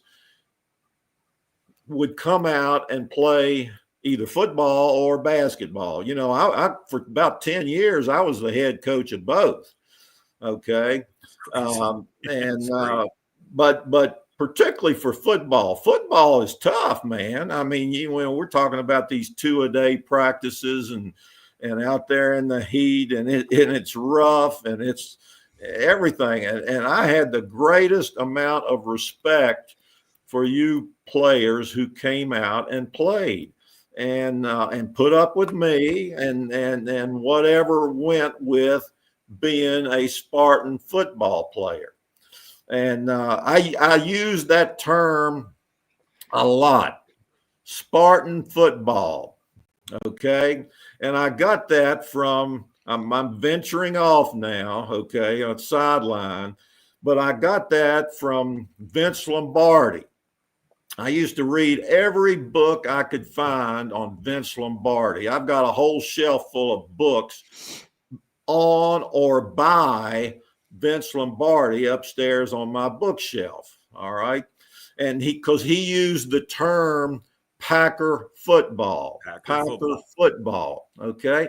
And this was in my when I first got started early on as being head coach. And I thought, man, I like that. I like that. So I started using the term Spartan football. Spartan football, not Giles football, Spartan football. Okay. And if you recall, at the end of your playing career, if you were a senior, we would give you the mesh jersey. We wouldn't give you your game jersey. I didn't like doing that, but we would give you one of those mesh jerseys that you wore on Friday to school, okay, to the seniors. And on that, it had Spartan football.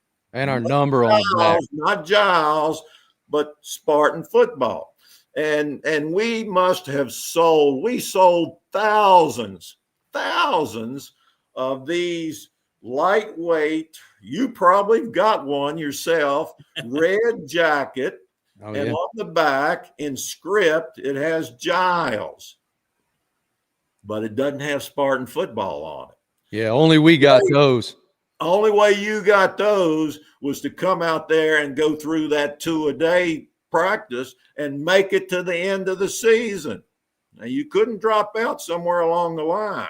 You had to go the whole distance. And if so, Spartan football.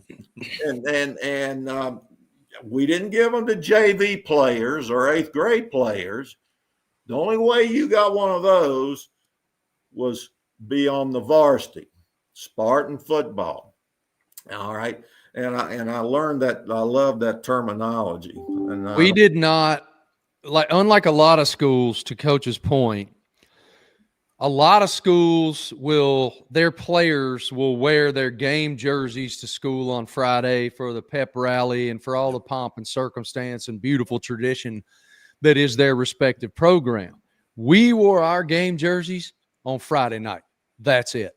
We didn't wear them anywhere else. You did. You wore them on Thursday afternoon. Oh, that's right. We wore them in because when we went out and practiced on Thursday, I wanted you. Well, we didn't practice hard on Thursday, no contact or anything, but we did our exercises, and so we got down on the ground, and I wanted those game uniforms to be a little bit dirty get a little bit dirty on Thursday, so that Friday night people weren't standing in front of the mirror, admiring themselves on how good they look. I forgot it. You're right. I wanted them thinking about the game and getting ready for the game. So I wanted them to get that game uniform. We wore our game uniform out to practice on Thursday. We did. The reason is I wanted it to get dirty. Okay. And all right, so go ahead, Marty. I interrupted you. No, but hey, look, I needed to be corrected right there. That was a very important correction. So I will tell you though, Coach, those mesh jerseys that were distributed to us with Spartan football on the front and our respective numbers on the back, we didn't take those home. They were turned back in after we wore them because Coach didn't want us wearing those except for to school on Fridays. Right. And so when we were able to wear those, like I can't describe to you what walking through the halls on Friday was like as somebody who had that shirt on. You feel like a Titan. You're a Spartan. As the great Stevie Steele always said, we are the Spartan men. And we are built different than they're built. And we felt like kings wearing those things around. All right, let me throw this in. Every successful sports program, but specifically football, because again, it's a rough, tough thing. Okay. And, but every successful program is, in my opinion, based on you've got to get a feeling in your community. And this is extra true in small communities like ours. You have got to get it so your community is backing you up 100%. When I first started coaching, well, I did this. We did this. I had you could have money raisers. You had as in the school you could have two money raisers. Okay, and ours was two things: putting ads in the football program, and the second one was selling apparel. Okay, like jackets and shirts and that type of stuff. Okay. All right. So when I first started, probably after my first year, because we didn't win but 2 games my first year. We were 2-8. All right. And those guys that were sophomores on that team and got beat to death, and I think I talked about this on a previous show, they were seniors by 1980, and they had been there for 2 years, and so they had grown up, not just physically, but emotionally and mentally, the whole works. All right, because we were starting like 5 sophomores my first year, and I mean they were getting the snot beat out of them out there, okay, by guys who were bigger and better. All right. And it's just that simple. Okay. And, but anyway, I'm getting off track there a little bit. It's all right, man. You've got to build an atmosphere in your community that playing Spartan football is important. It's important. Okay. I go back to, all right, when I first started, our coaches, I would take the majority. We would have about, I think it was maybe 100 ads in our football program. And I would do 50 of them myself. And then I would take the other 50 and assign them to a coach. Like, hey, you got this 10, you got this 10, you got this 10. Okay. So that would cover the whole thing. Well, I went into this one and we had the best support. I was talking to a guy the other day, a gentleman older than I am, I think. And he was getting his one of the books that about that 1980 season. He wanted me to sign it for his daughter, who was in school at the time. Okay. He was going to give it to her for a Christmas gift. Okay. So he was a great supporter, man. I told him just the other day, I said, I appreciate you so much because I never came into your store and he was a successful businessman, all right, in the community. And I said, I never came into your store asking for money that you didn't just pull your checkbook out and write me a check. Doesn't even think about it. And we'd talk, and whatever, and then I'd move on. But I went into this one store and one of the workers in there said, why should we buy an ad for your program when we're just going to get beat anyway? I remember that to this day. And that was like 1978 or 79. That's been a while back, but I remember it. Okay. And I didn't say anything back. I just turned and walked out the door, said, thank you for your time, something like that. That kind of goes along with my thing at the end of the game with the visiting coach, the opposing coach. Hey, you just whipped my tail in, but good job. Good game. Okay. I just whipped yours, but good game. Good game. Okay. So thank you, ma'am. Appreciate it. And go on to the next thing. All right. Well, that changed over time. And that took some work and effort on our part. And it took a change of philosophy on my part. And I may have already talked about this. If I have, please stop me. Okay. But when I first started, my concept was if they want to play, they'll be out here, So I'm not going to go beg them, quote, unquote. I'm not going to go beg them to play. Well, Vic Edwards, there's a name for you, who was one of our assistant coaches. He said, Coach, now wait a minute. Let's think about this a little bit. We're starting from scratch. We got to do things to try to get those kids out here to play. All right, we can't just say, hey, come on out here if you want to. We got to recruit.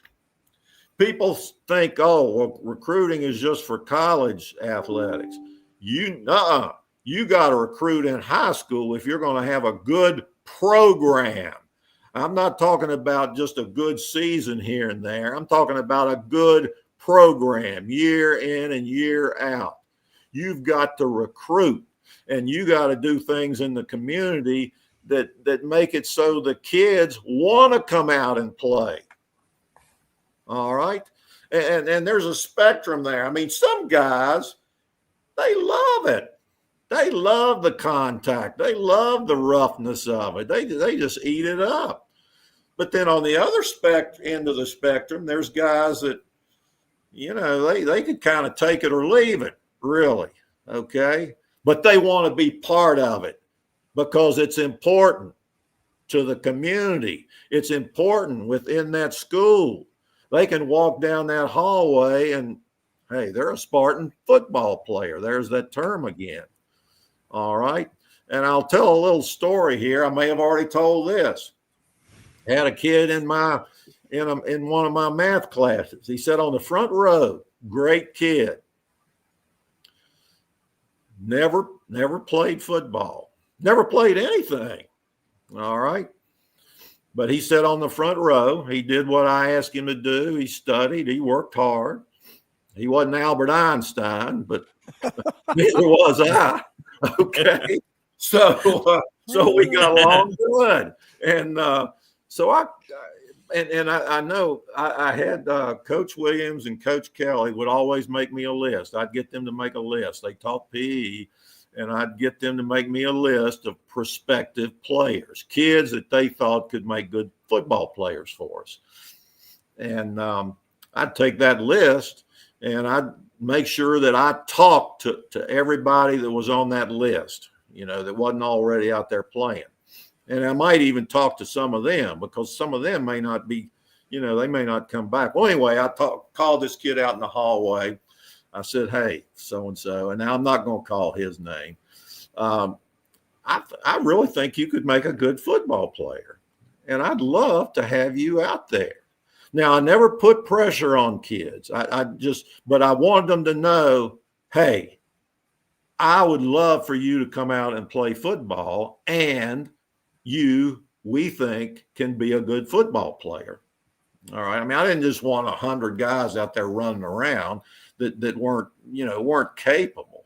I always felt like if I could get the best 15 seniors and the best 15 juniors, that's 30. And then I could put 5 sophomores with them, and that's 35 kids. And I don't need any more than that to have a good football team. I don't need 50 of them out there. Now, we had a separate JV team, which, if they've got 35 or 40 and we've got 35 or 40, then we're talking about 70 or 80 kids from grades 9 through 12 playing football. And that's pretty darn good for any place, all right, big or small. And then we had 8th graders in our school. So we had an 8th grade team. Well, if we had 25 out there, say for 8th grade, we'd have 100 kids playing football. All right. Anyway, getting back to this kid. So we go over to play Christiansburg. All right. And they had a good team that year. And we were playing them early in the season.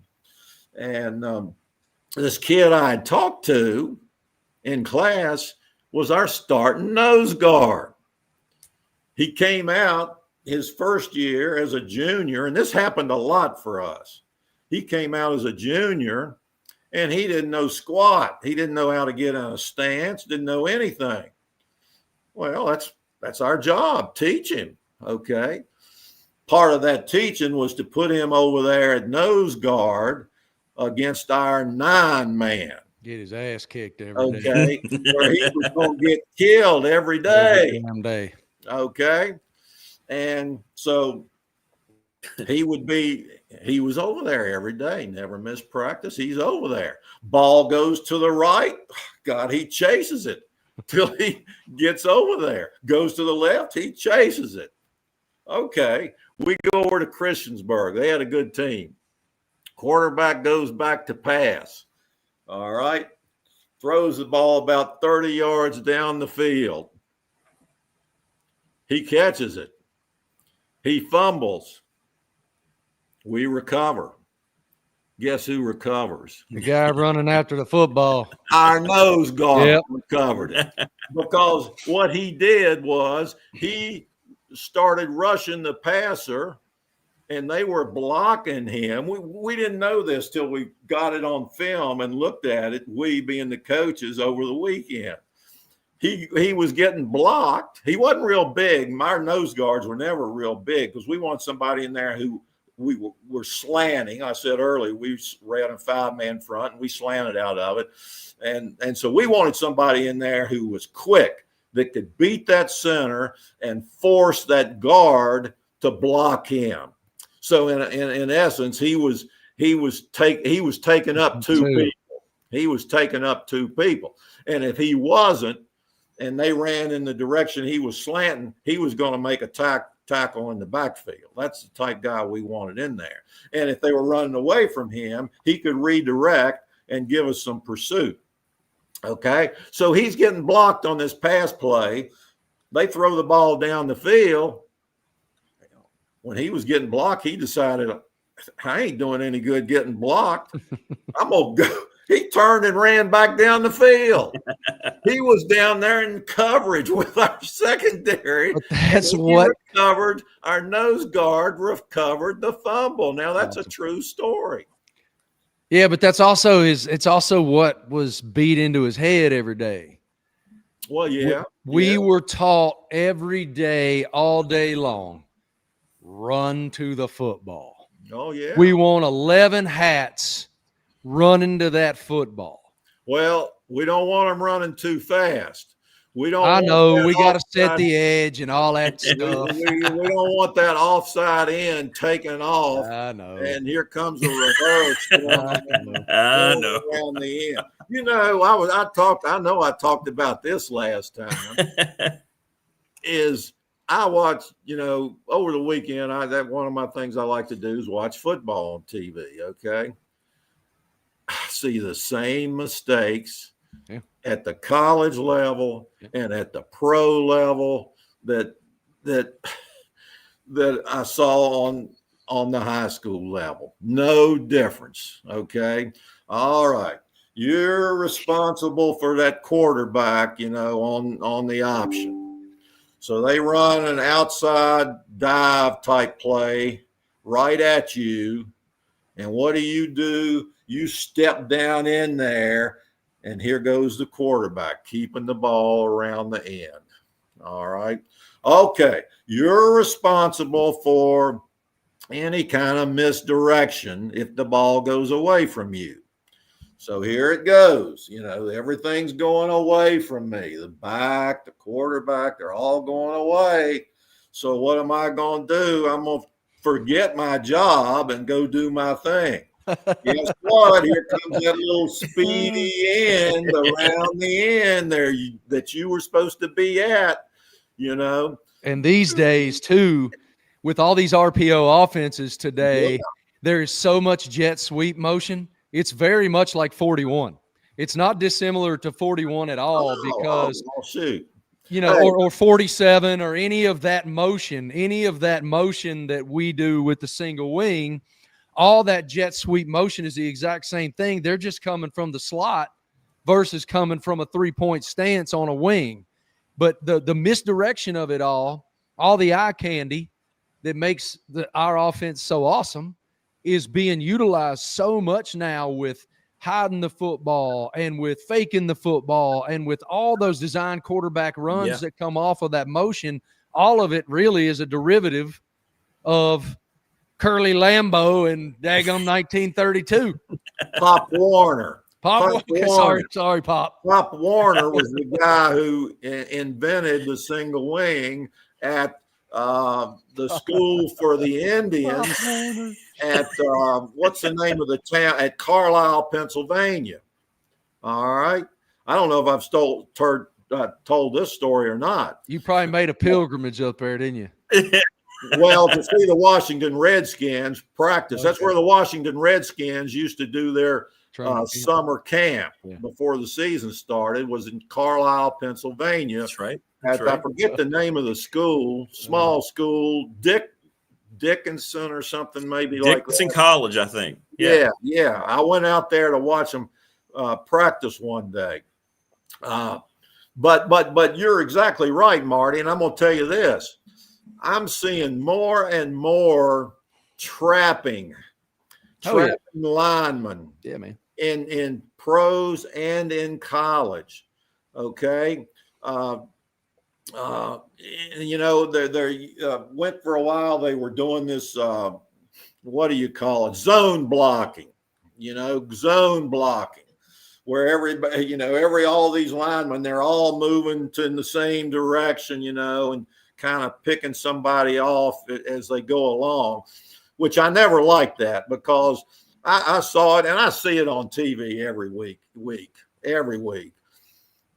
A lineman will go do something, and he doesn't do anything. He never hits a soul. And if he does, it's just a mush, what we used to call a bump. We used to really grind this into the kids. Bumping ain't blocking. Bumping is bumping. You bump somebody and turn around and look at the ball carrier, that ain't blocking. Funniest thing ever. The funniest thing ever, man, would be when Coach Ragsdale or Coach Kelly would get all pissed off at some lineman, and they'd do this move right here. They'd stand, they'd go, this ain't blocking. Because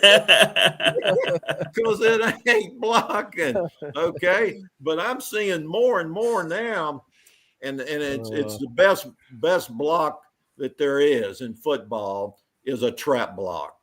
All right, at any level, I don't care what you say, it's the best block there is.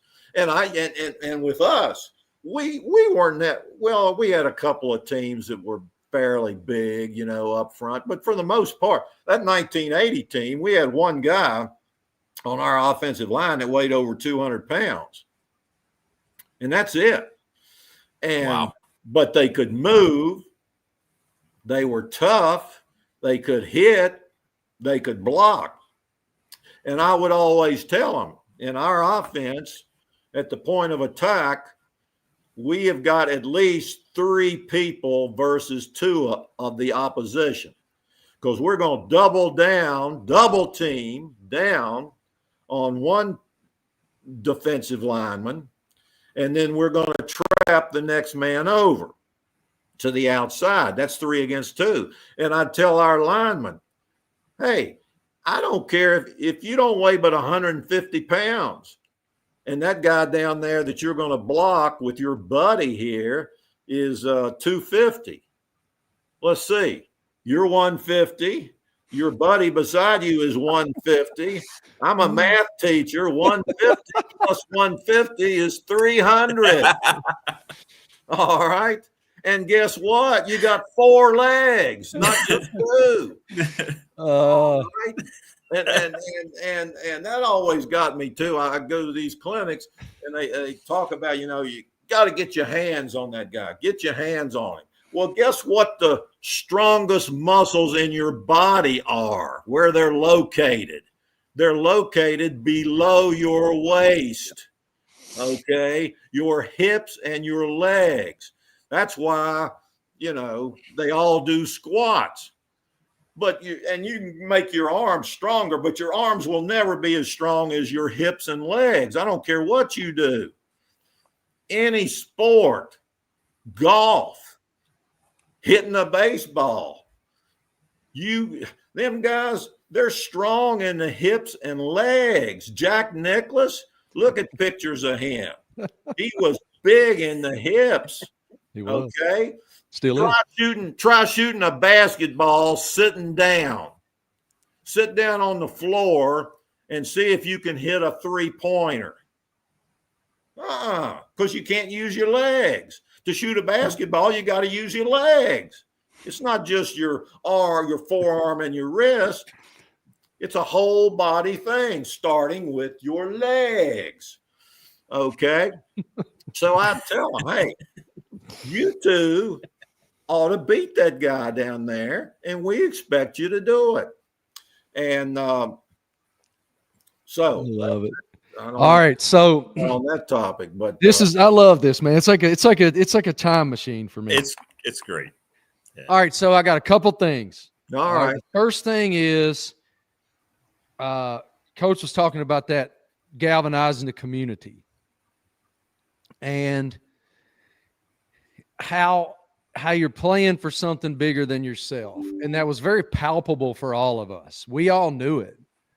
And there's that moment that I shared in my book when I was talking about us winning that state championship in '93, where during two-a-days I'm leaned up against one of them blue steel posts between the locker room and the ag building, eating a mushy-ass peanut butter and jelly sandwich that somebody's sweet mama took a lot of time, might have been mine, took a lot of time to make for us.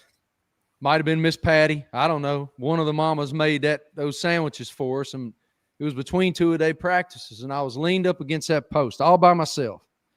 And Peter Janey, who's one of the greatest Giles Spartans of all time, the toughest dude that he was the toughest dude that I ever played with. Yeah, he was hard-nosed. I mean, we had a bunch of them. Think about this, though, Coach. I think Peter ran a football 34 times for 123 yards, 3 touchdowns, and had like 15 tackles in that state championship game. He was everywhere all the time. And when he got to where he was going, Peter had bad intentions. Sidney Chappell, number 11, the quarterback for Lunenburg Central. By God, he woke up Sunday morning going, man, that number 41. He knocked my head off 13 times yesterday. Anyway. Yeah. You finished? No, not even close. Keep going. So keep going. So I'm leaned up against that post, and I remember eating that soggy peanut butter sandwich. And I just was like, man, screw this. I can't do this, man. I hate this. I can't keep doing this. What am I doing this for? I'm out. And Peter, God love him, was sitting right across it wasn't a hallway, but it was like the sidewalk that had an overhang that led from our locker room to the agriculture building. Yeah. And Peter was just grinning and laughing. And he goes, shut up. You ain't going anywhere. And I was all spitting, and Peter goes, we ain't playing for us. We're playing for our daddies. We're playing for the town. Shut up. You ain't going anywhere. Sure enough, we finished them peanut butter and jelly sandwiches, grabbed our helmets, ran back up on that dadgum dirt patch practice field. No offense, Coach. And we went back to practice, and that is so sweet to me, that moment, because it was hard. It did demand a lot of us that those who weren't doing it weren't wired like that. And every one of us has carried that with us for the rest of our lives. And okay, I'm still not done. On that note, this is going to take a minute, all right? Rick, we may even go past time. I don't know if you have breaks. That's okay. You have to hit. We got Coach Elmassian. We're good. We're good. Tell you what, he's got another tough nut coming on that. He's got a tough nut coming on his show after us. Hey, we'll throw Coach on with us. Elmassian. Absolutely. I remember when he coached over at the Tech. And, you can put him up here too. Yeah, we'll throw Coach on. Yeah, absolutely. He's tough nut. All right, go ahead, so Marty. I asked and have continued to ask a lot of my brothers with whom I played Spartan football to sit down in solitude and ponder, and after that ponderance, detail for me what Coach Ragsdale means to them and what Spartan football under his direction was to them. And so I'm going to start today, and again, this is going to take a minute, with one of my dearest friends, somebody with whom I grew up, bled, sweat, cried, won, lost, not just games, but parents and things in this life that are so precious. Stevie Steele. Growing up as a young boy in Giles County included a variety of choices. Who do you hang out with? What sports teams do you support? Are you a sports car or jacked up truck guy? Are you a leader or are you a follower? How do you fit in with the Parisburg Townies when you grew up on a farm in Newport? Do you believe wrestling is real? And the list goes on and on. One thing that was not a choice was whether or not you played football. Texas probably has the corner on big football, but Giles County's not far behind. We started in the 4th grade in the local Little League dynasty. Full contact with helmets that didn't fit and cleats selected from a box of hand-me-downs that were left from a group of kids that came before us. The coaches picked all the kids up along the way to the practice field, as many parents were working late shifts at the local Celanese plant or simply trying to keep the lights on. We learned early that this was a way of life. And the stories of Spartan football glory that we heard as children quickly quieted any doubt or fear that tried to sneak in on our way to each practice. At the root of the Giles football dynasty was a man named Steve Ragsdale. I first heard his name as a 5-year-old child from both uncles, Philip Steele and Mo Ratcliffe. They were a perfect example of how beautifully unbiased the Ragsdale Spartan football program was. One uncle was from Curve Road, the rough part of town, and was not to be messed with. He'd go on to be an Army paratrooper and come home to work at the local lime plant. The other was more refined and softer, studious, and would later become a lawyer and work as the local Commonwealth's attorney for Giles County. Both spoke of Coach as the single most influential person in their entire lives. As a young boy, every story and experience with my uncles included a story about Ragsdale. My dad was a Little League coach for the eastern part of the county. We started on our way to practice from the Craig County line each afternoon and began picking up kids all the way to the practice field in Pembroke. We rode in the back of a truck and told stories, laughed, and lied about the girls we allegedly kissed. What we didn't talk about was our parents. Rich or poor, fancy house or trailer, banker or janitor, none of that mattered. The one thing that brought us all together on equal ground was that we were all future Spartan football players. We all knew someone in our life that was a Spartan star, and they all came from every walk of life. We all knew that no one in that truck had any better chance than the other based on our home life. This was the heartbeat of the Spartan football program. The tougher the home life, the better. As I worked my way up through the program, I only saw Coach a few times in Little League. He was always in the press box for every Little League game, watching his next group of bandana boys grow and learn. I never really appreciated it until later in life when I realized that he'd already taught math all day, coached, and watched film before spending 3 hours watching kids hug on each other and run around in slow motion. He was all in and had a full program in place that would prove to be successful for decades and decades. I worked my way up through the ranks and was lucky enough to be tapped as a varsity football player in the 10th grade. That's an honor. I soon learned that Coach was the scariest person on earth. He demanded your best and literally foamed at the mouth with fury when you didn't give 100%.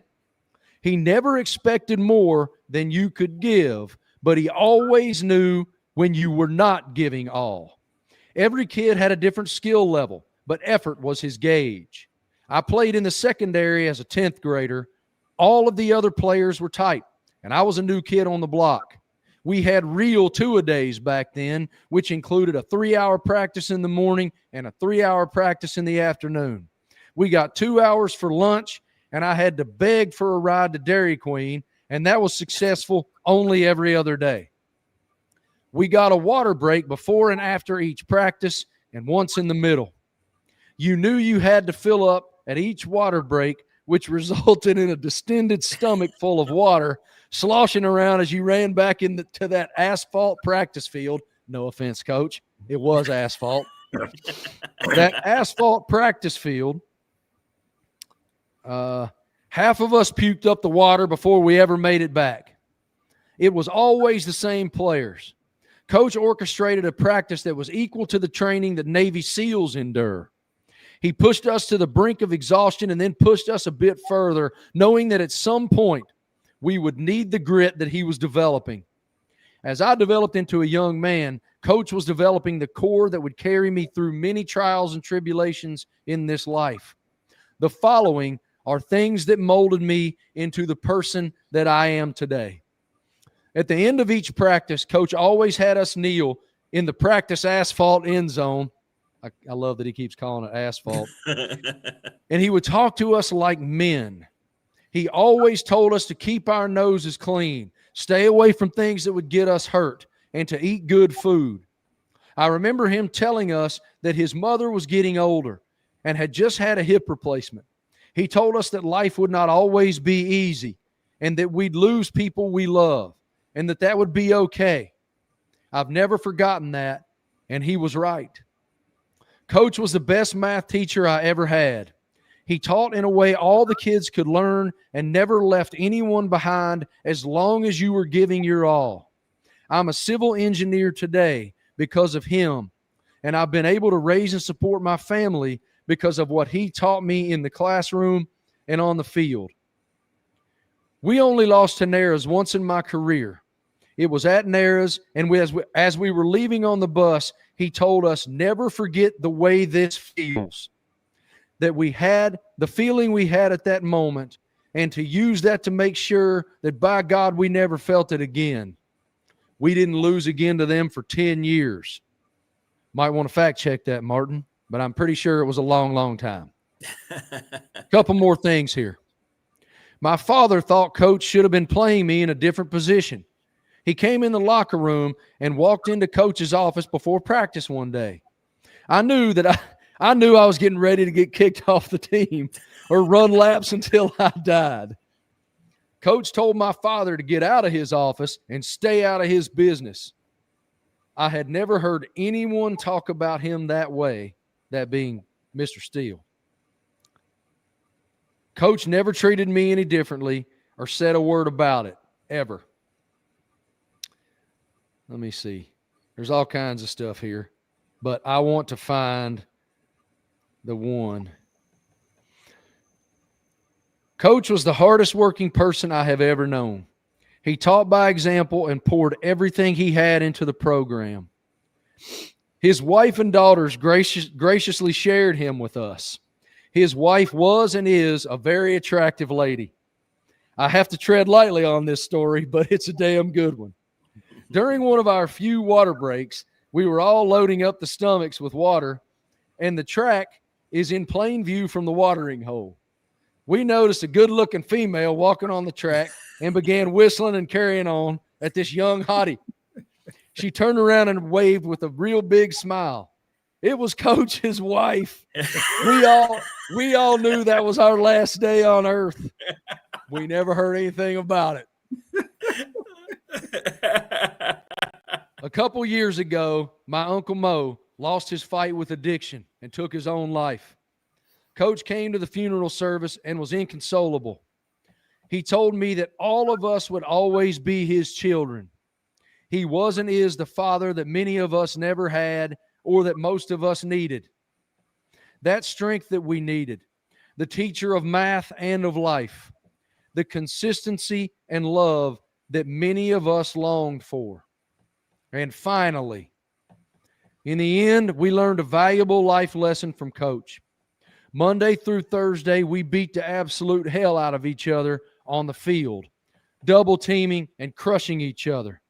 Bloody elbows and knees, infected from the poisonous asphalt practice field.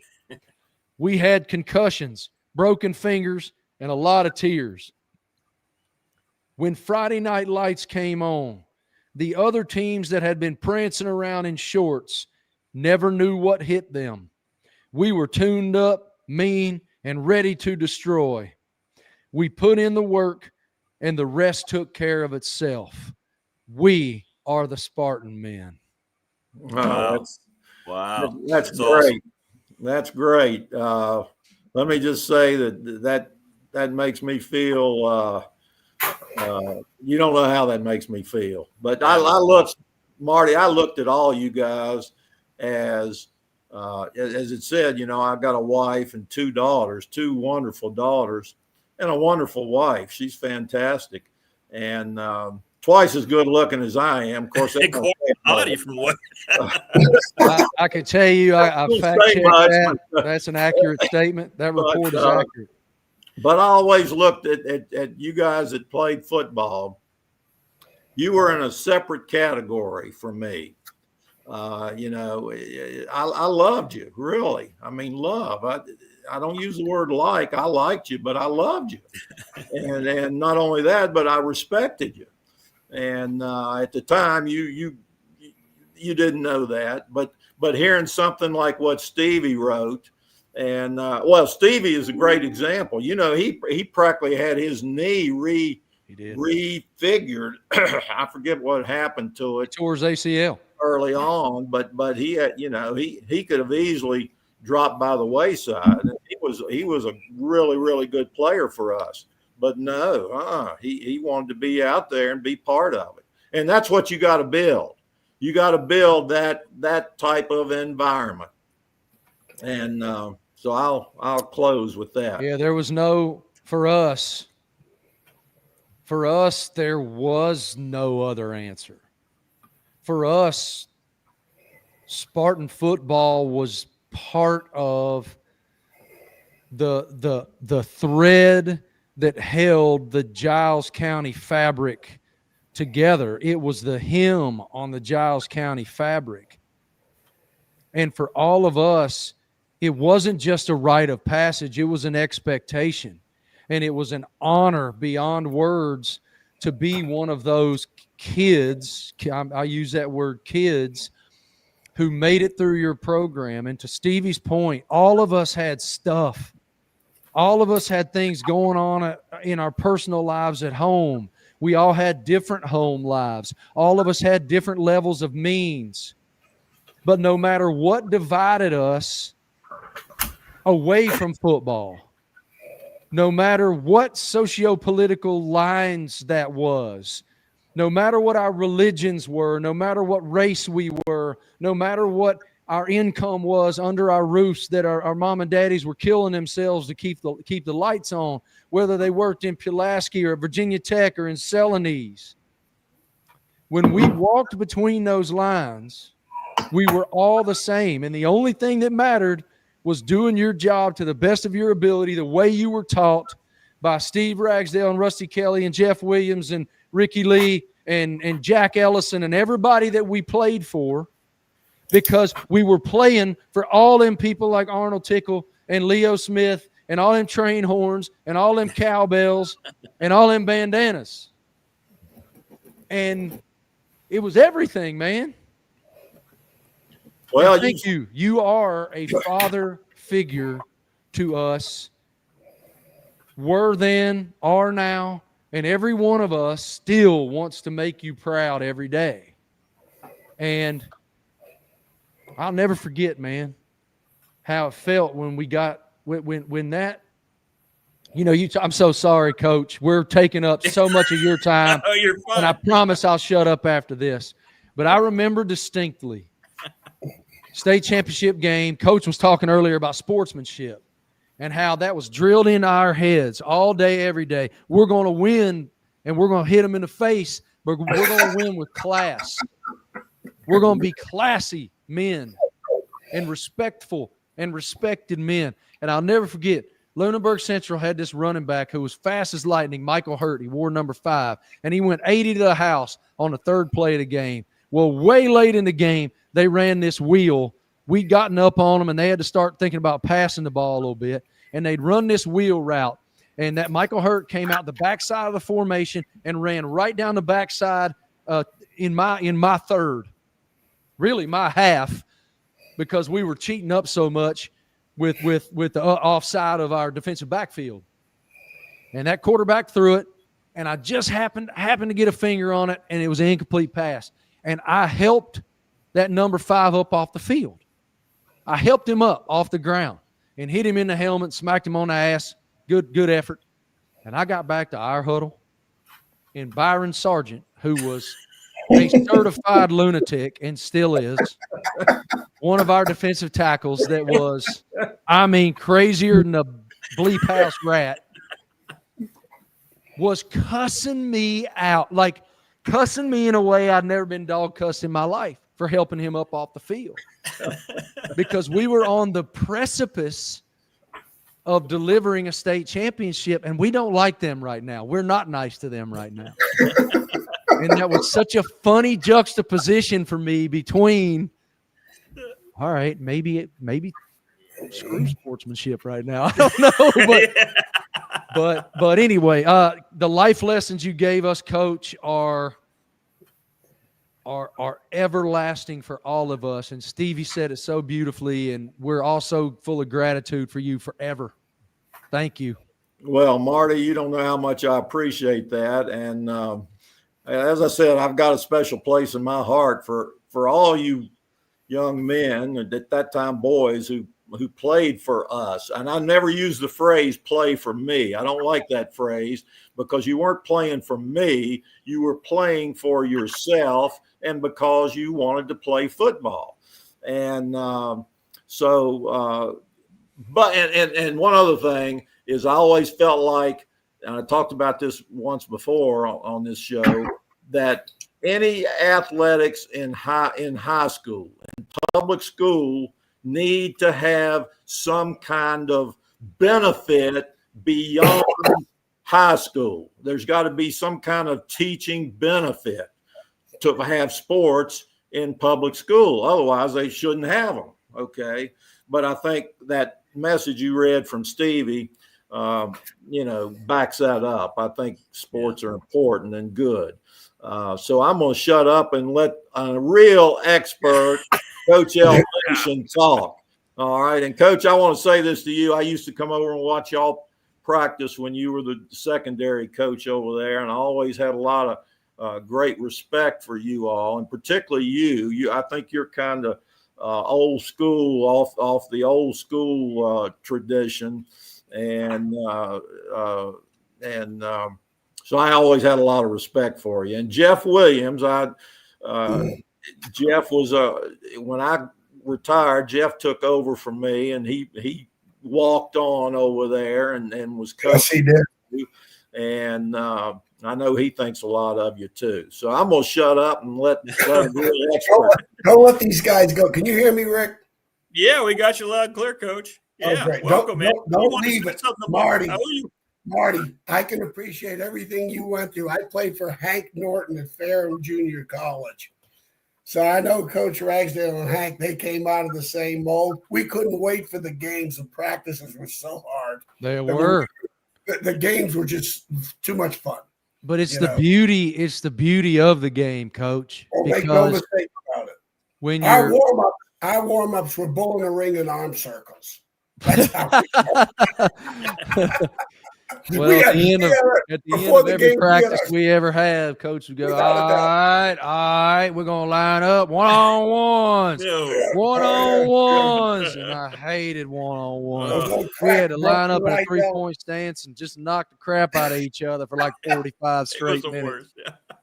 You know what's sad, Coach, and I know you'll appreciate it, the players today, they don't experience this. And the greatest thing about Marty, that when you played and I played and coached, it was, the stories are all true, but they're so memorable. Oh, yeah. And what we went through, the players today, I feel sorry for them. They'll never experience that, what you had gone through with Coach, and I went through with Coach Norton. I say all the time, and then I'll shut up and let Rick do his job and, actually get some. Great. I've enjoyed this as much as anything. The reason why I found Rick, you two guys were on about like 4 weeks ago. I'm listening to Coach and you, and I'm walking down memory lane. Yeah. It's like I'm taking a walk down 460 along the New River. I say to these young men all the time, coaches and Rick, because having the incredible blessing of, working on College Game Day and being in the SEC all the time. And some of the coaches have asked me to come address their teams. And I always say to them, in the NIL era, college football has become so transactional. When you're in a pay-for-play moment with unregulated free agency, you may only have this guy for 5 months or 6 months of your life. And all of you guys are going to go on and you're going to do amazing things. You're going to get married someday. You're going to become a father. All of you guys are going to become incredibly successful professionally, whether you're one of those 0.4% that make the NFL or not. But you're never going to have today again. You're never going to have the collegiate atmosphere, because even those of you who go to the NFL, it ain't the same. It ain't the same. When you're in that locker room together and you're still playing for the A, or you're still playing for the G, or you're still playing for the T, by God, it is one of the most special things you could ever fathom. That beauty of shared sacrifice and playing for something bigger other than just a paycheck. No question. And it's just so important, man, because, the money's – I can't imagine, by the way, being one of these young men making $2, $3, $4 million as a college student. I was an idiot I had lint in my pockets, and I was an idiot. I can't imagine being rich, at 20 years old or 19 years old. But I don't want to lose the spirit. That's the thing that has that lasting power. Right. Is the spirit of it. And those guys like Stevie and Danny Ratcliffe and Brandon Steele and Rayfield Milton, rest in peace, my brother, and Maurice and all these guys that I grew up playing ball with, Bucky Burton. We are still friends now and brothers now for one reason, and it's Spartan football and Steve Ragsdale. And so I never want to lose that. No, I tell you, people ask me, I did this for 40 years, and Coach, you'll appreciate it because you got a gentleman right there that can attest to this, having played for you. There's two things that bring you back in this business. When they said, why? Because, you're going to quit. I almost try to quit every day, whether it's playing or coaching. You put so much into it. I said, there's nothing better than the players you get to coach. And you know this, Marty and Coach Ragsdale and Rick, there's not a better place in the world to be in a locker room after a win. Oh, yeah. Not a better place. All that work from the managers to the trainers, players, coaches, that Monday through Friday or Monday through Thursday work in high school, but that work that you put in and you're able to achieve that goal, and the efforts and the sweat and the blood and the tears all come to fruition for a win. And there's no better place. Yeah, that's true. 100%. No better place. Coach, I think you've hit on something there. To me, football is the ultimate team game. No mistake about it. All those pieces out there have, whether it's offense, defense, kicking game, all those pieces have got to fit together just right. You can't depend on just one guy to make 3-point shots or whatever it is. It's the ultimate team game. When I watch the games, even the college games, it really frustrates me, when a kid makes a play and they go off. And okay, fine, I got it. It's entertainment. But let me tell you, you'll appreciate this, Coach Marty. I think you'll appreciate it. When I got to Virginia Tech in 93, in 92 season, they beat Temple and JMU, and they had a really rough year. But the kids were trying to be like Miami back in the day of Miami. Yeah. And celebrating by themselves of plays they made, and they're getting beat. And I said, we're changing this. So I told as you would say, Coach, when you make a play, those other 10 guys allowed that play to happen. Yeah. And the first thing I want you to do is you find your teammates and celebrate with them. And basically what you're publicly doing is thanking them for doing their job. And we practiced that. I practiced it. When they make a play, everybody had to go find everybody. And if you watch, the thing I'm most proud of on defense, if you watch our 93, go back, and whether it's the Independence Bowl. Antonio Banks to the house. Antonio Banks, baby. When you watch. Guess what number he wore. Yeah, there you go. You talk about celebrating the team celebration. Nobody defined it better than that 93 team from first game to last game. And that's as I'm proud of anything. I am so proud of that with those players. But y'all I could go on for days on that. I'm going to shut up, I promise. Rick's probably like, God, shut up. Oh, it's great. But I'm going to tell you, just as I said to Coach Ragsdale, Coach, Virginia Tech football and what you guys did under Coach Beamer built an identity for our entire region and a pride for our entire region of Appalachia, because our region of Appalachia is often misunderstood. Yeah. There's this built-in chip on our shoulders that comes with that because we have these accents, and a lot of people would look at us and say we're backwoods hillbillies. And by the way, that was something that Coach used a lot. Coach Ragsdale used a lot to inspire us. Sure. When we were playing against a Blacksburg, or we were playing against a Christiansburg, or we were playing against a team from the other side of the state. Oh, boys, they think y'all are just a bunch of rednecks. Absolutely. So show them. And they were right. And they were right. Yeah, and you were. Same thing at Virginia Tech. Right. Yeah, they were, Rick. Why I love coaching at Virginia Tech, it was a big ferrum to me. Mm. And I knew the kind of player going back to the Jerry Claiborne days of, you're playing with Virginia. Everybody wanted to go to the University of Virginia. If you didn't, you went to Virginia Tech, played football. And that's fact, back in the 60s and 70s. And I'll tell you, at Virginia Tech, you talk about the blue-collar, lunch-pail kid, and that's what we had. And Virginia, like in 1985, they got Mikowski, Dombrowski, Barry Word, John Ford. We ain't got anybody drafted in the Army in 1985. And we went up to Charlottesville and beat them like a drum. And the next year down at Virginia Tech and beat them like a drum. We beat them so bad when we got fired at Virginia Tech with Coach Dooley. George Welsh interviewed me. He wanted to know what the hell we were doing. I said, Coach, we just had a kid back there that had a chip on his shoulder, like a Brandon Simonis. Oh, what a beast! And Hank Coleman from George Wythe in Richmond, who again we beat Afghanistan for these kids. I mean, I get the Tech. I meet Simonis. I told Bud, I go, what are we taking this kid for? He goes, it's Frank's nephew. I go, give the guy a raise.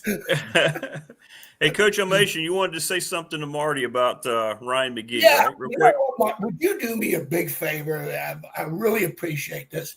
Ryan McGee, your cohort there. One of my best I friends. knew his daddy really well. His daddy officiated. I think he did one of our Fairham games, but he was a great official, fun guy. I think he threw a couple of flags on me, and I established a professional friendship with his dad. And I didn't know it was his dad till somebody told me. They go, "Yeah, Marty McGee. Oh, yeah, that's his dad." I go, "You're kidding." And when I would always go recruiting at Wingate, when he was the president of Wingate, I was always stop by his office and say hi. If you'll please relay to Marty what a first class. I'll tell you what, I'll do you one better. It would mean a lot to Dr. McGee to hop on the phone with you and have a good old catch up. I'll get Rick. Absolutely. Dr. McGee's number. Oh my God! Y'all can call and catch up. Oh, that would be awesome. I love that man. Absolutely. I had more fun with him as an official, and He's I got a great man, and his son's a great man. Great guy. Yeah. We're just doing our best to not step over the line and get fired. Shoot, as we all were. Stand in line and take a ticket. All right, we'll leave y'all to it, Rick. Coach, Yes, thank you. I love you, bud. Thank you for everything you've done for all of us, and I look forward to next time. Absolutely. Same here, Thanks, Marty. Dog. Back Safe in. travels, brother. Our clinic for the ages. Absolutely. I've Be safe, enjoyed Mark it. Dog. Thanks, man. Coach Elmassian, good seeing you. Great seeing Thanks, you, Coach Rags. We'll see you Okay. next month, Rick, Coach Rags. good I'll be in seeing touch. you. Okay, holler at me. All right, brother. I will, man. That's a How classic. good was that? Hey, Huh? you can archive that one. That's one for the books. That's so good. It's just so good. Honest to It's God. just so good. Yeah. Jeez, remember. This is why I watch your show. This is why it's memory lane. That is a classic. Thank you. I appreciate it. No, that's great, Coach. And it was great. I mean, they don't ever need to apologize. I'm sitting here just you're living the moment. I played for a different coach, similar type of MO in Joel Hicks at Pulaski County, who I know you know well. So when Marty's relaying these stories, I'm thinking, it's all from the same era and the same cloth, right? No question. Yeah. No question. Yeah. Jeff Williams played for me at Virginia Tech. He was a walk-on, was in the part of that 86 Peach Bowl class. That's right. Yeah, Yes. I remember that. Yes, sir. I remember that. Yeah. Well, I'll tell you what we'll do. What we'll probably do, Coach, here, we might, if you have time later in the week, we might get you to bump back on a lot of things I want to go over with you. Hey, listen, this was worth it. Trust me. I know. I know. I mean, it was awesome. worth it. I will say one thing: Virginia Tech, 21-0 in the second half, and the third downs just killed them. They were It was. What happened? I mean, what happened? You're 16-7 and everything's looking, and then all of a sudden they couldn't throw the ball one time. It was like Coach saying, it's a complete game, Rick, and offense and defense. You got to start complimenting each other. Some days or some parts of the game, it's a pendulum. Your defense is doing well, offense not, vice versa. The pendulum's going back and forth, as Coach Elmassian used to say. Well, the pendulum in the second half swung one way, and it never came back. And it all started with typical defensive coach, but it did start with the fact that if you 0 for 6 on third down conversions in the second half offensively, you're getting it's like having interceptions and fumbles. The ball's getting turned back over, and you're giving Louisville more snap opportunities. And next thing you know, there's 3 touchdowns. It's 21-0 in the second half. Yeah, that was in a nutshell, from a coach's perspective. That's what happened. Yeah. Well, I will get in touch with you. We'll figure out a day maybe we can we'll jump back on here and continue our conversation. But that was worth it.